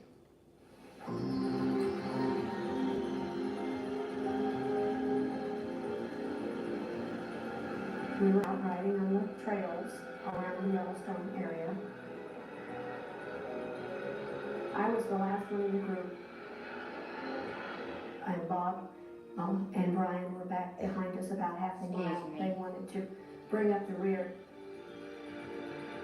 Karen's husband Bob and Brian Turner planned to meet up with the others at the bottom of the trail. Once they got where we thought there was a good enough distance where we could go zooming down the trail, that's when Bob and I took off.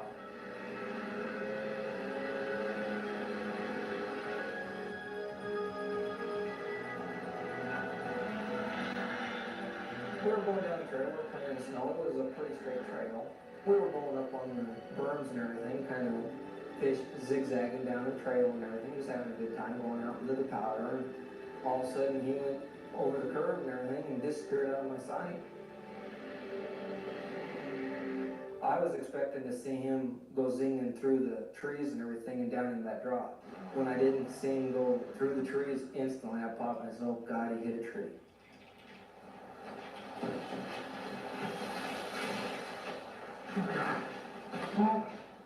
When I got to him, he wasn't breathing or nothing. And I just about lost it right then and there. I thought sure he was dead. Bob, you okay? To me, it seemed like eternity. But eventually, he did start breathing again. I heard some more snow machines coming down the trail and everything. Steve James was the guide on a nearby magazine photo shoot. I pulled off and started walking out, and I could see that he was in tough shape. I tried to reassure him quickly, telling them that I had an EMT with me. Steve flagged down volunteer EMT Ed Wright. Yeah, we got someone hurt down the hill. What happened? He hit a tree. He's bleeding from the eyes and the nose. His snowmobile was stuck up against the tree, so it was obvious that he had gone, it looked like head first into the tree. He was bleeding from his eyes, his nose, his mouth, and his ears. He had cerebral spinal fluid coming out of his ears and his nose. Frankly, at that point, I didn't think that he was going to make it off the mountain. Steve, go get some help. With Bob in critical condition and the nearest trauma center more than 100 miles away, they needed a helicopter. I grabbed an experienced test rider I had with us, and we took 2 machines that were best at getting us off the mountain safely and as quickly as possible. Even as I was racing up the mountain, I figured chances were that Bob would come out in a body bag anyway. Keeping your floors clean requires, and this special extra filter. Having to unwrap the plug and wrap it back up and all that crazy stuff. I just take it off the charge. Filter, plus a 60-day money-back guarantee, a 3-year limited warranty, and free shipping. But you can only get this amazing deal. Identify the best agents who can sell your house faster and for more money. Or get real offers from verified buyers who will purchase your home. He was having great difficulty breathing because of the blood, so I improvised a small suction unit using a bulb syringe and some surgical tube that I had. This man had some very, very serious head injuries, conceivably had broken vertebrae. I was worried that his brain would start swelling up, that his body functions would start to shut down. The wrong jolt or jar could have paralyzed the man for life. A phone at the base of the trail was more than 12 miles away. Steve took the shortest route down. Even as I was racing up the mountain, I wasn't sure there was any need to go as fast as I was going. I figured chances were that Bob would come out in a body bag anyway. I tell you to pull his helmet off. The day of the accident, the medical bag that I had up on the mountain, I originally didn't have it with me. I had to go back for it when I left home. And as we were leaving West Yellowstone with our sleds packed, I left it again in the truck, and something told me to go back. So twice I went back for the bag. It was obvious to me that some type of fate came into play here, because the bag just wouldn't leave me. For 2 days, that bag tagged me, and it was obviously at this point why.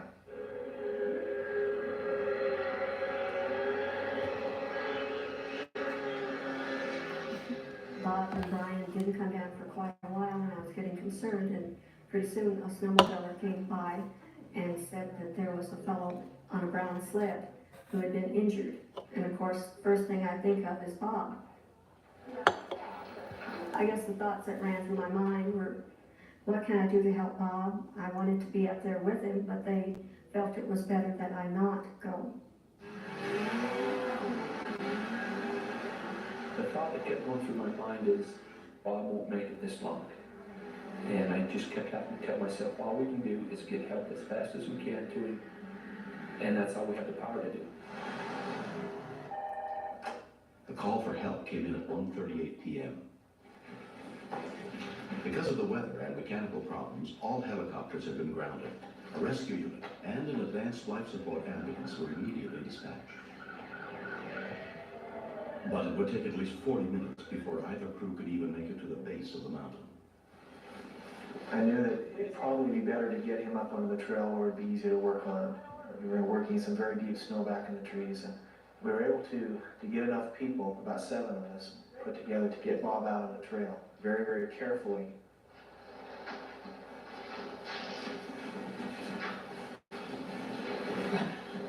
Let's set him down on the trail. Right there. Nice and easy. Because of the deep snow, the heavy ambulance was forced to wait at the base of the trail. I was very frustrated when I had finished working on Bob that there's nothing more I could do.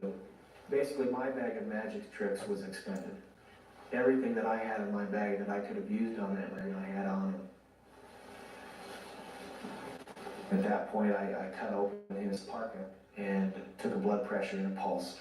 As I took the blood pressure and pulse, I kept falling, and I knew that it could conceivably keep going down until the man was dead.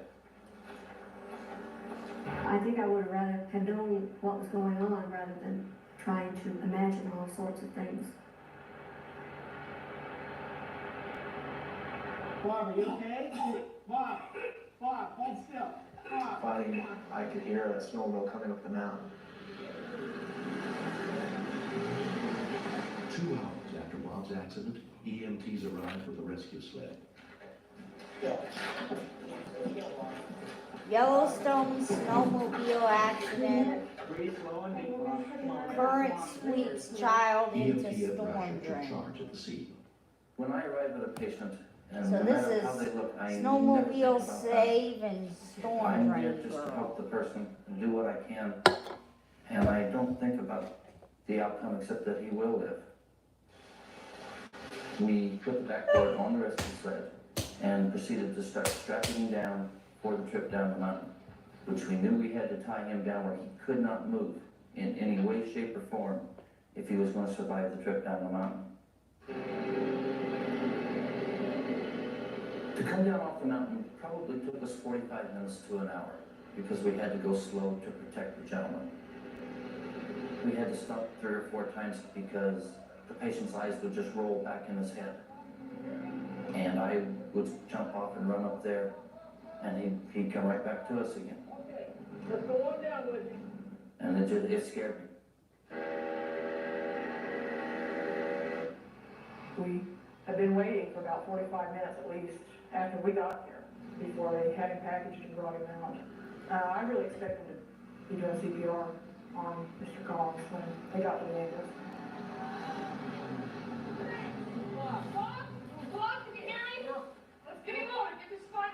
When he came up with the stretcher, they put me into the cab of the ambulance, so I never saw him. I heard him, and I smiled to myself because I could hear him talking. And I knew that was a good sign because he likes to talk. 8.5 hours after the accident, Bob finally got to a hospital where he was treated for blood clots on the brain, a fractured skull, and a cracked vertebrae. He remembers little about that day. I've got a very fleeting impression of a tree.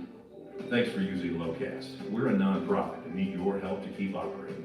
Especially now, during the coronavirus crisis, Americans need access to local broadcast stations. Please contribute $5 a month. Thank you. Immediately from us that the next thing I think I remember was being in the hospital.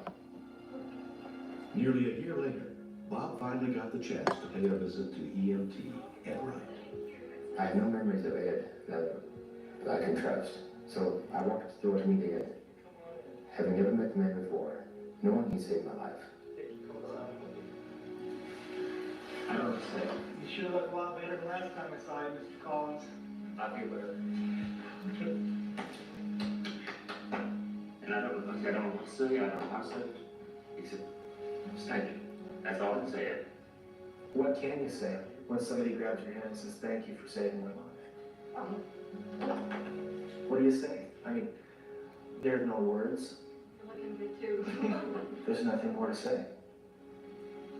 I don't even think the best poets in the world can describe that. It does sound awful for me to know that somebody had taken the time and trouble to get the knowledge, and the equipment, and then to apply it. Who thought enough to a stranger to do it on to take the time and trouble to go the effort you did for somebody you didn't know. Because I can't. I could stand and talk for 5, 10, 15 minutes and not begin to express the depth of feeling I have for the people who helped me. Except thank you to all of you who helped.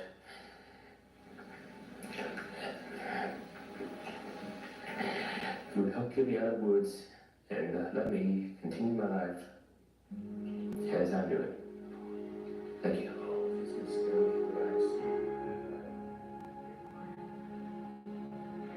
Next. It happened so fast. And of course, I wasn't sure what was going to happen.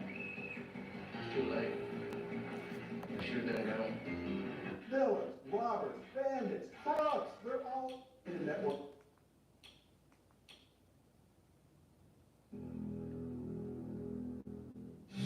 Coming up next on True Crime Network. Rescue 911, Rescue 911, Rescue 911.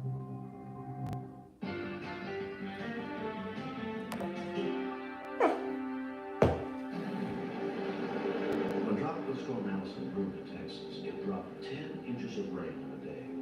Actors have helped us reconstruct the events that began on June 26, 1989. It was raining all day. The ditches were flooded. Of course, the kids are, this is fun. Tricia and Crystal were asking me all day long to go outside because they saw all the kids outside playing. By around 7 p.m., the storm had passed, and the floodwaters it left behind were draining away into Houston's storm drains and bayous. Karen Reese finally let her daughter Tricia and her niece go out and play in the front yard. Neighbor Ruth Strong happened to see her. I was in the kitchen, and I looked out the window, and I saw 2 little girls out there, and they got in a ditch. It was real deep, and the water was moving real fast, and Trish fell in. And I was trying to get her, but then she went under the water. It happened so fast, and at first I wasn't sure what was even happened. I started screaming for my husband to go out there to check to see if she was drowning.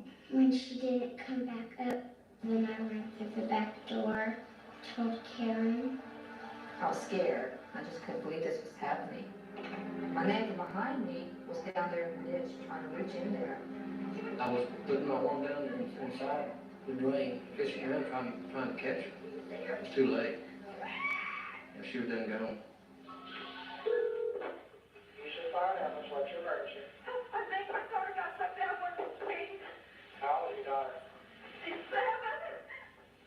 Was she out there playing with a bunch of kids or something? Yeah, and somebody said she didn't see her go down. Please. Ma'am, we'll be there quick as we can. Please. Fire Captain Bob Crennick and his men were the first rescue workers to arrive.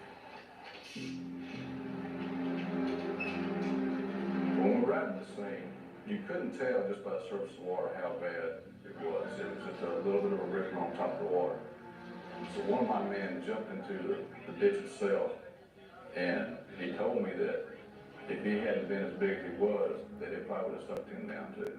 The drainage pipe was only 18 inches wide.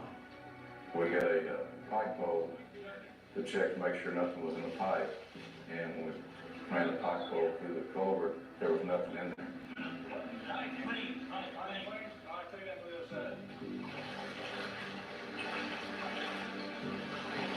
On the other side of the road, the pipe drained into a gutter. So then we went to the gutter and looked for her in this area, which was approximately 4 feet deep. And we couldn't find her in there. The storm waters were crashing through the drainage system at 40 miles an hour. Manhole pipe was full of water and it was rushing. It had a pretty good clip down there. We just thought it was impossible for anybody to hang on. I just kept on crying to Trish, just asking her to hold on. The police dive team arrived, but there was little they could do.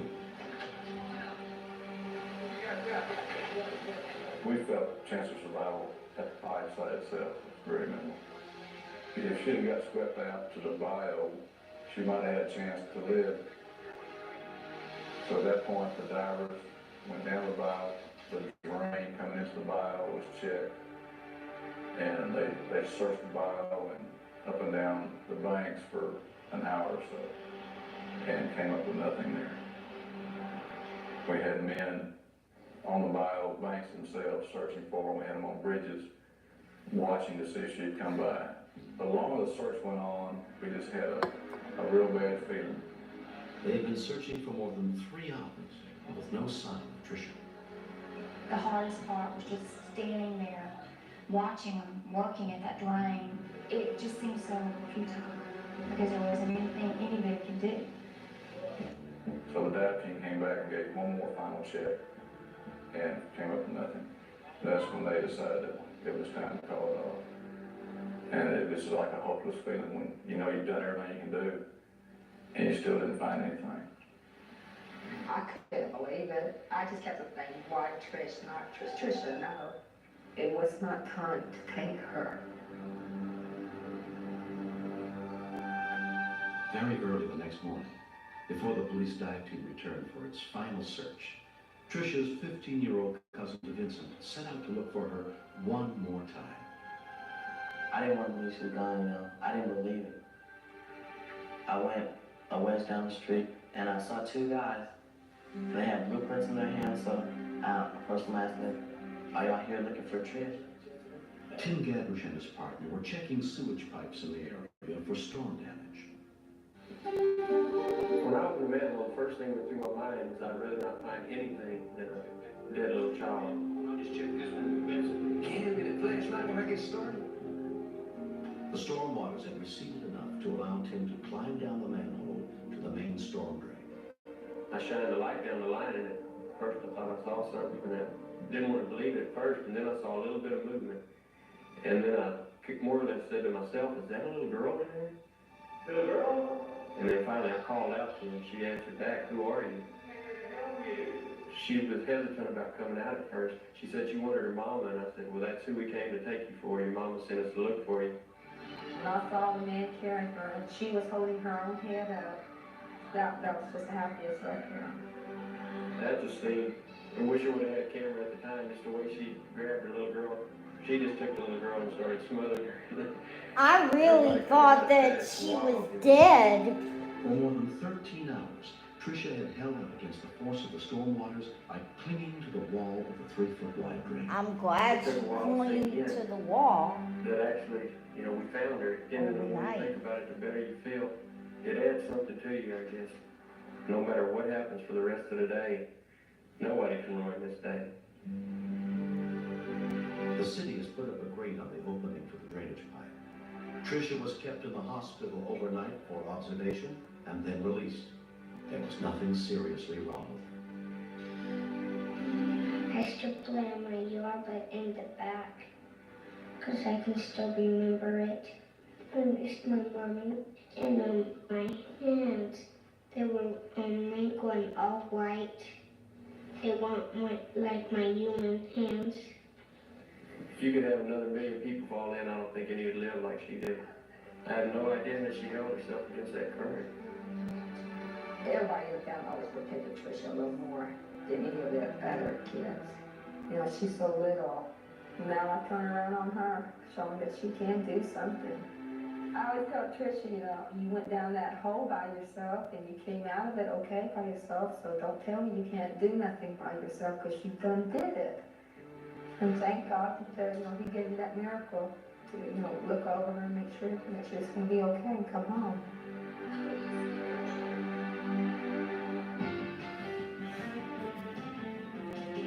When I was younger, my hair made me feel really beautiful. When my hair started to thin, it really made me feel old. I first noticed hair loss after giving birth to my first daughter.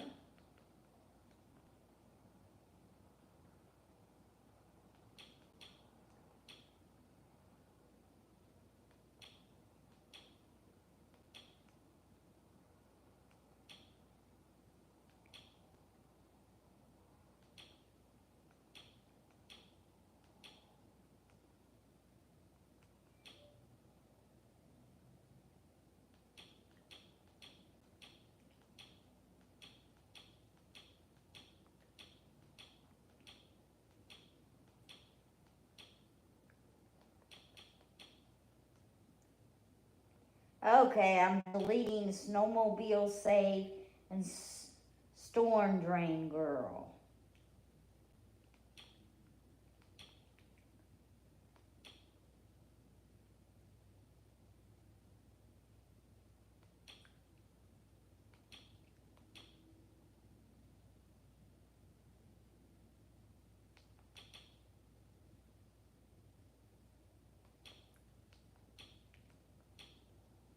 It was The Life of a Stranger. I'm William Shatner. Join me next week for more true stories on Rescue 911.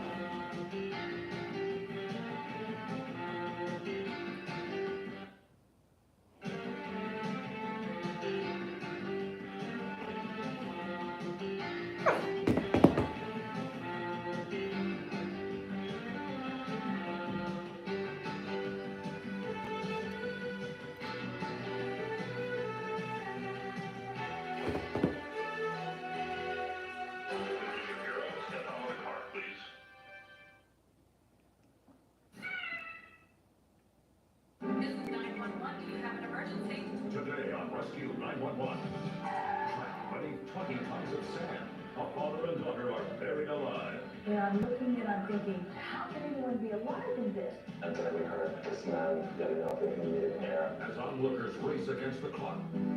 Then, an electric shock brings a teenager's heart to a complete stop. His body seemed just very limp. And rescuers fight to bring him back. Today on Rescue 911.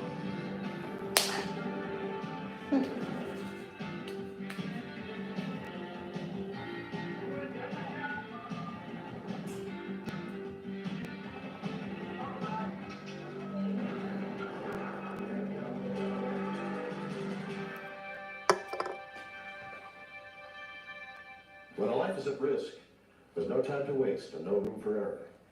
I'm William Shatner.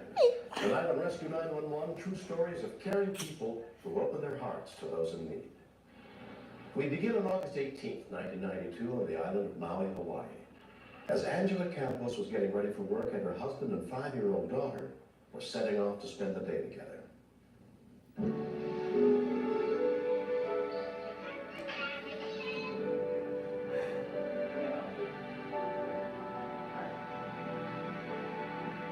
My husband Popo and my daughter Sandra, they love to go fishing. Yeah. Hi, Sandy. My husband and my daughter, they're both alike in a lot of ways. They both have big hearts. They both have very giving natures. That little girl is so cute.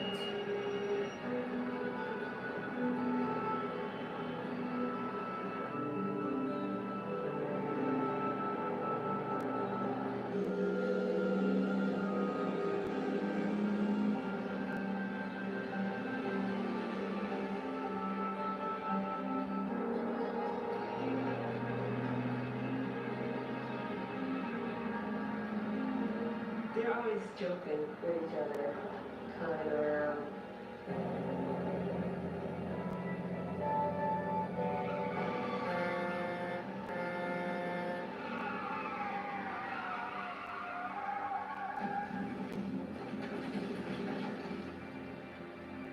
When we continue. I said, is anybody alive? And they go, yeah. And I'm looking and I'm thinking, you're kidding. How can anyone be alive in this? Keeping your floors. Sand-filled trailer overturns, trapping car. Swimming pool cleaner electrocuted. So a teenager was cleaning the swimming pool and the pole hit the lines and he got electrocuted.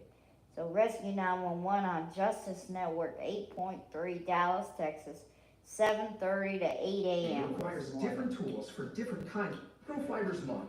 You'll get these additional guarantee. Plug and wrap it back up and all that crazy stuff. I just take it off the charger and I go. I've used other products. Guarantee a 3-year limited warranty and free shipping. But you can only get this amazing deal when you order direct from Bissell. You've got my house right now. It's easy and it's free. No matter how you choose to sell your home, selling starts at I run the truck and looked if it hit any car or if anybody else got hurt. That's when I noticed that he did hit a car. I actually think the person is dead because the car is flat.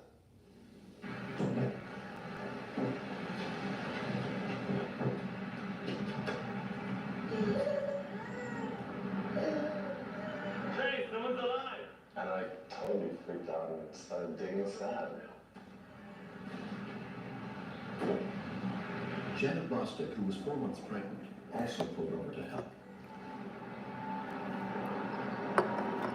I said, is anybody alive? And they go, yeah. And I'm looking and I'm thinking, you're kidding. How can anyone be alive in this? 911. There's an accident by seeing a truck driver on the car. Need attention right away. Any injuries? I think so. There's a car smash. The truck is over the car. Just instantly, people started coming up. And one guy asked me, what's wrong? And I said, just dig sand because there's a little girl in there. I can hear her crying.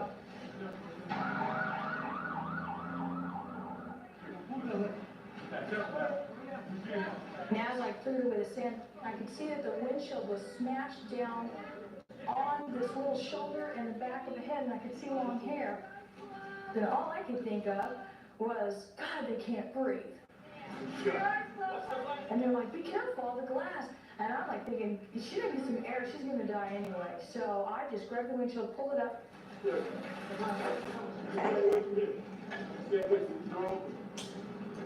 She's like a doll, you know. One leg is bent back and the other leg's forward, the mirror's on her lap, and I just didn't think that she would be okay. And then we heard this man yelling out that he needed air. Until he freaked out. I was just worried, it's like, is he still intact? Is his body still one piece?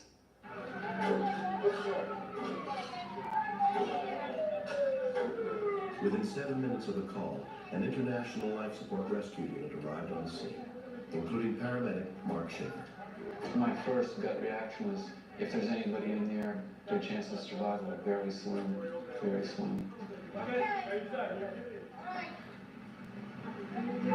My worst thought was that we weren't going to be able to remove this trailer in time, and that the people would deteriorate right in front of you. Gotta get that door open! Mark the We took the door off, and that enabled us to see a little bit more, but we still realized we couldn't move until the tractor trailer was taken off the car. Your neck right now, okay? Try to hold still as much as you can. We're going to put a little collar on your neck. Good girl. You're doing really This is Maui sand trap pool electrocution. We could not see him. Once we got the door off, I could actually stick my head partway into the vehicle and just see his scalp. 3 minutes after the first rescue unit, the Maui Fire Department arrived, and Captain Conrad Ventura took charge of the scene. Those trucks carry somewhere around 20 tons when loaded. So I figured that we probably are going to need some heavy equipment.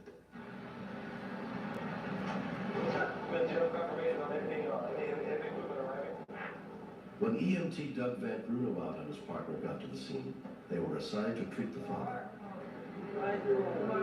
The greatest fear is that we wouldn't get the trailer off soon enough.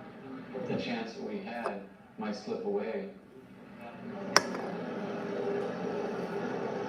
The front end loader came on the scene in about 10 minutes after I got there, and I consider that great timing.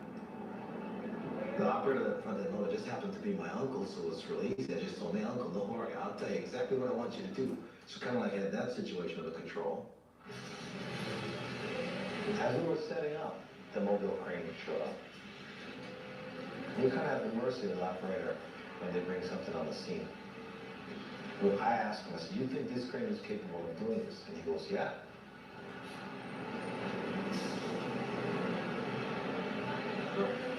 But I was concerned for the cable, not knowing what condition that cable was in, how much stress it had been under.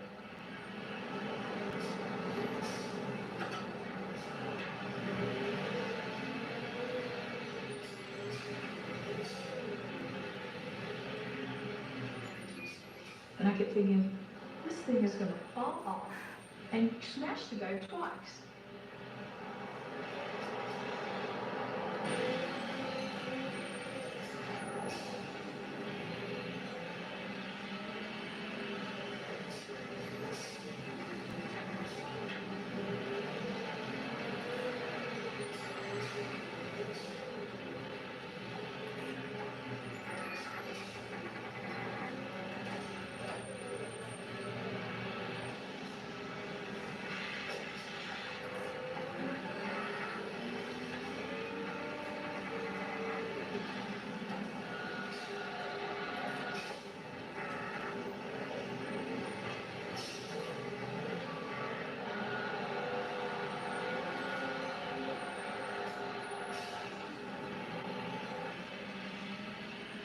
After the crane pulled the tractor trailer off the car, then we basically could see her whole body.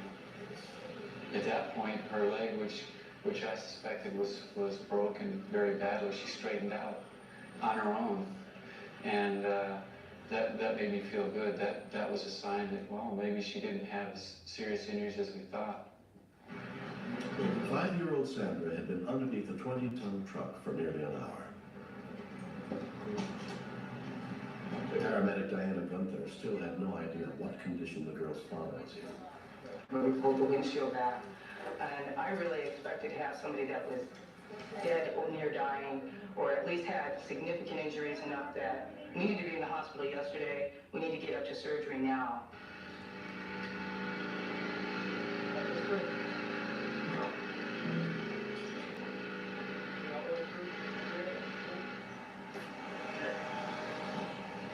Sometimes when you remove the metal off of a victim, because there's no pressure anymore on them, whenever they start bleeding, and they could bleed to death. Yeah. Okay, on the count of 3. Okay, head out first, head out first. The crowd was quiet and cooperative the entire way, but once we got Popo clear of the vehicle, they erupted into a loud cheer.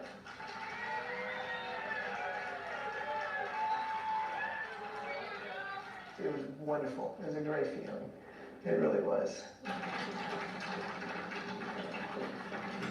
Angela Campos had driven by the accident on her. Thanks for using locast.org, the nonprofit that makes local over-the-air broadcast available to everyone. Lost it because I knew that the accident had passed was them.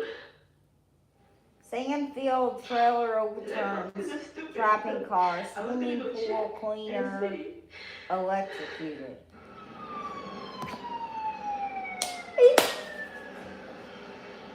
My first reaction was, God, please don't let them be dead. I'd probably have to be in a psych ward if they had died. Miraculously, Sandra had suffered no broken bones, only minor cuts and bruises. Her father, Popo Campos, was hospitalized for 9 days with a compressed fracture in his back and nerve damage to his right side.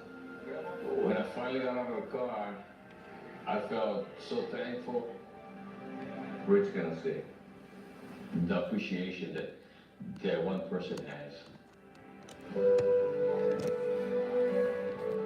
I still do really believe that what saved these people was he saw it coming, he wanted to push her down, he pushed her down enough, and in the process he had laid himself down and he saved his own life. And had he been sitting straight up and he hadn't seen that coming, he wouldn't be around. This big truck just came on us, and my dad just saw it, and I didn't. I think it was scary. I am so grateful to those people who were there to just take the stand out. You know, if I could be face to face with every single one of those people, I would just say thank you so much for taking care of my husband and my daughter. People you didn't even know. They weren't even sure we're alive.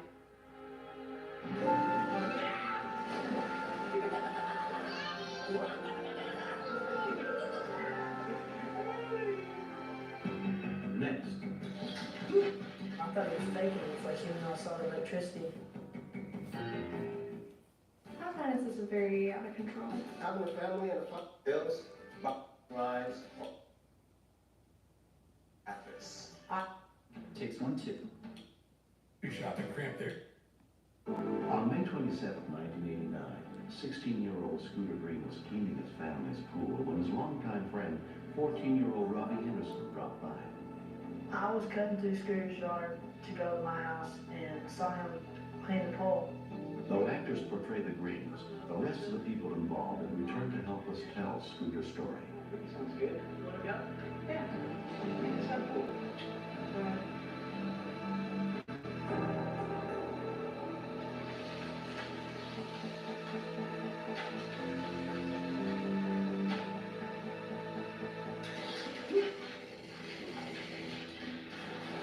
I thought it was faking at first, even though I saw the electricity. He started going under, so I looked for anything that could be electrocuting still, and then I just grabbed his hair. I knew that something really bad had happened. Scooter's mother, Sarah Green, ran to the house to get help from her friend, Calvin. I forgot a lot of what happened after that because I was in shock. He was wheezing and gasping, trying to get air, and his body was very rigid. I felt confused, and I wasn't too sure what to do. I saw that no one was calling 911, so I figured that's the first thing to do.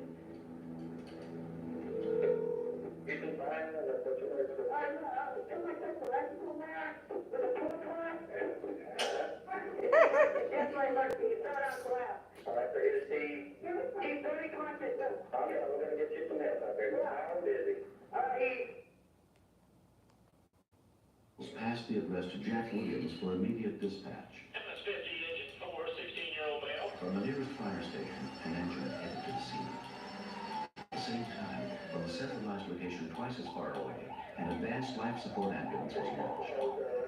Yes, sir. Hey, look, let me know, Paul. Okay, what's your name? Rocky Henderson. I'm living across the street from me. His mom's helping him out there. After Robbie had gone to call 911, Scooter's breathing was getting more and more shallow. So I set up to administer back pressure armlet method of artificial respiration. Okay, is he breathing and conscious now? Yes, he's passing out.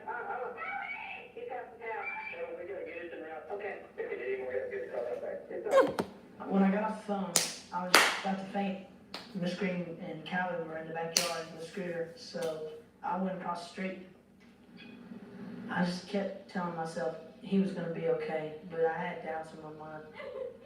I thought we were doing all right, Scooter and I, so I decided to try rolling him over, and much to my horror, his lips were very deep blue, his face was ashen, and his body seemed just very limp. And it was really at that point when it occurred to me that Scooter could actually die. When I started administering the full CPR routine, something just told me that was right.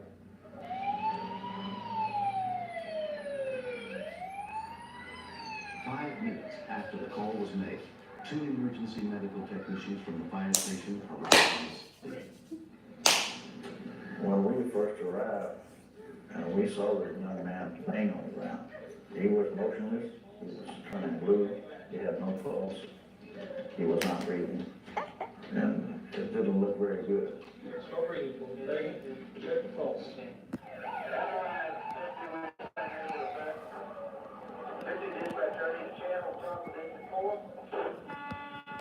Engine 4, made MS-50 on the Alpha 2.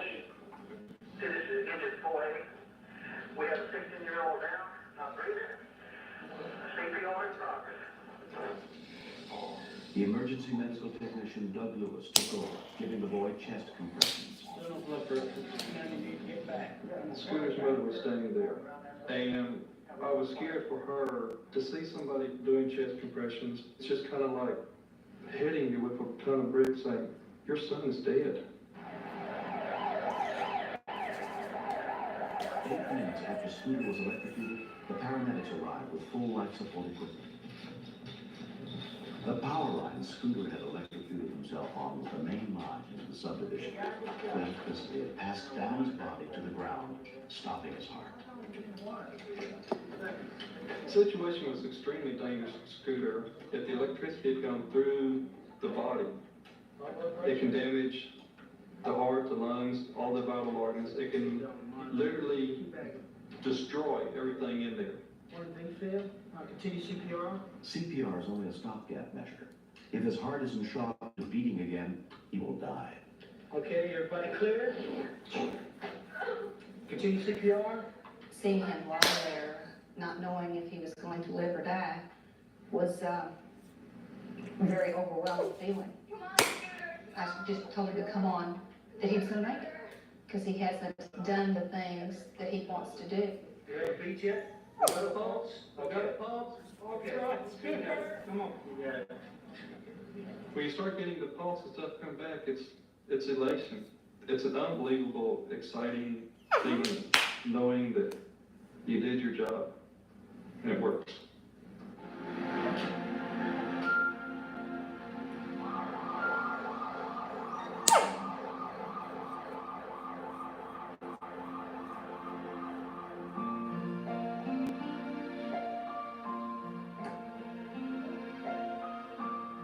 After 5 days in the hospital, Scooter Green was released. Though he could remember almost nothing about the incident, he had suffered no long-term effects. I just remember lying on my back, and I remember pain. The pain was so bad that I just wanted to go ahead and die. And everybody was sitting there telling me, hang in, you're gonna make it, you're gonna make it. The happiest moment for me was when the scooter called the next day. And also, when he came home, knocked on my door. I helped a friend out, and maybe someday, if I was in trouble, a friend would help me out too. They're riding bikes. And they're swimming. Sarah Green had convinced the power company to raise the lines above the pool another 20 feet. My greatest joy is that he's alive. He just And jumped there is off no the heart diving damage, there is board. no brain damage.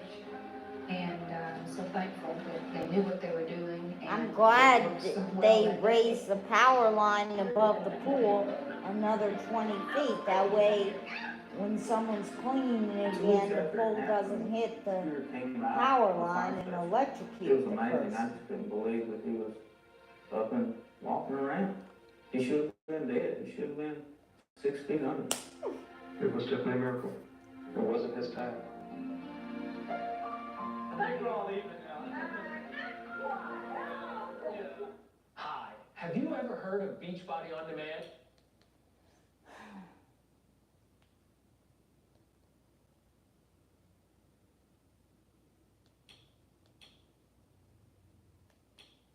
See, I'm taping Dog the Bounty Hunter and Dog the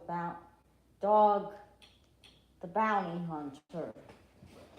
Our True Crime Justice Network.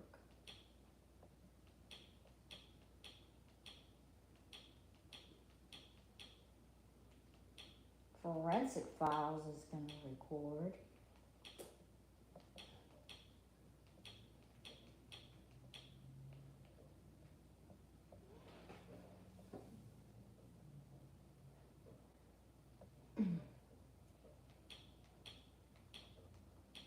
Go to YouTube.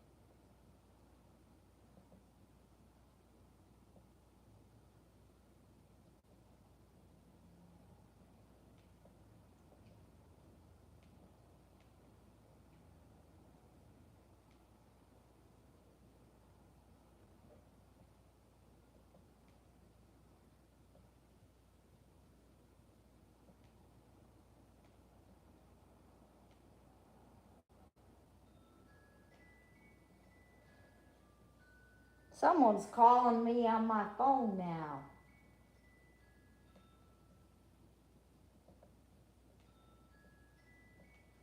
It's probably my mom.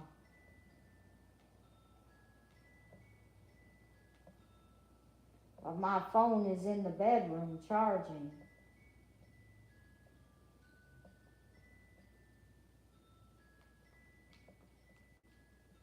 What happens if you put a Wii U game into a Nintendo Switch?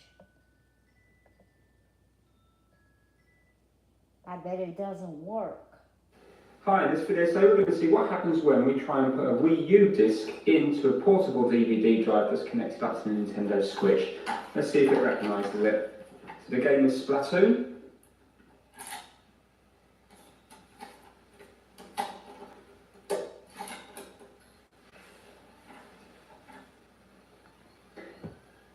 I can hear it trying to read it.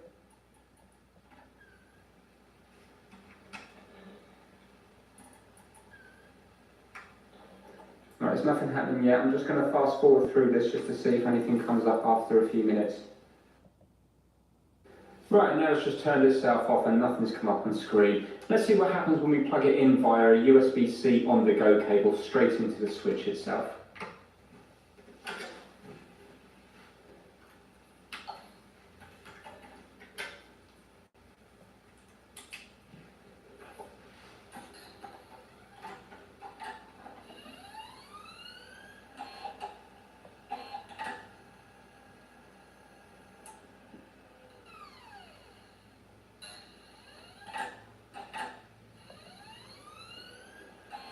Right, it's trying to read it again, so I'm just going to fast forward through this just to see if anything happens at the end.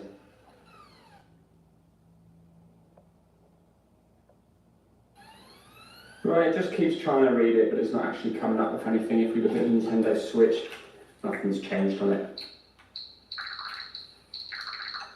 So obviously you can't play Wii U games on the Nintendo Switch via a DVD drive. Thanks for watching.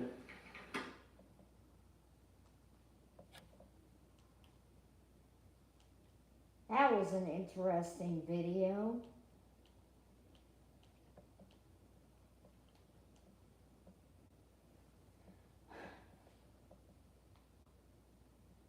That got a lot of views, 1.6 million views.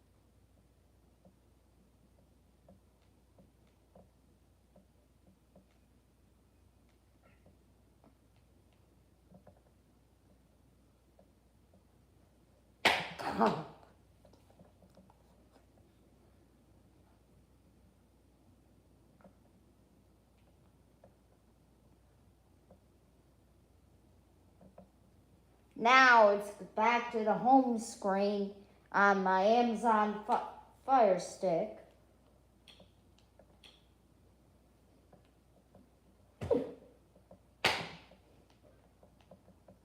See, I got Streamium. That's where I put the Rescue 911 videos and Dog Tales and all these other TV shows I upload. Philo is on there. Big Ten Network Plus app, Peacock streaming app.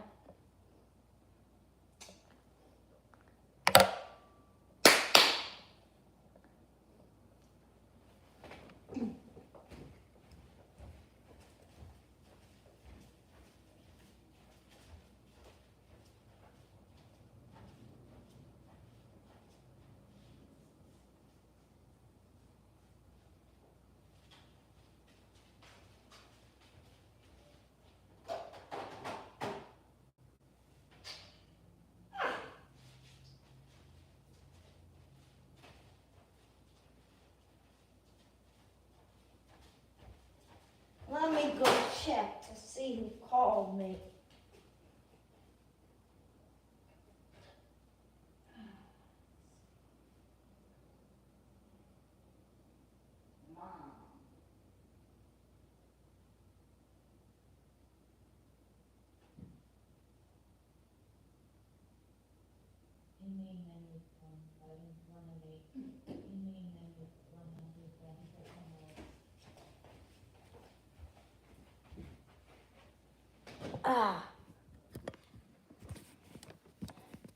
Thanks for watching, you wonderful YouTubers. And I did go check to see who called, and it was my mom that was calling about 10 minutes to 6 or something. But my mom had a busy day. They were working on their house, working out in the yard. I'm going to do another live stream later on, but I'm going to take a break from live streaming on YouTube and go to CVS Pharmacy to get a fitness ball, playground ball.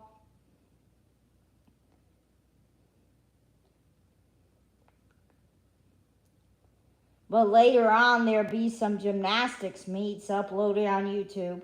And I still got 2 more Rescue 911 episodes to upload, but I did 6 out.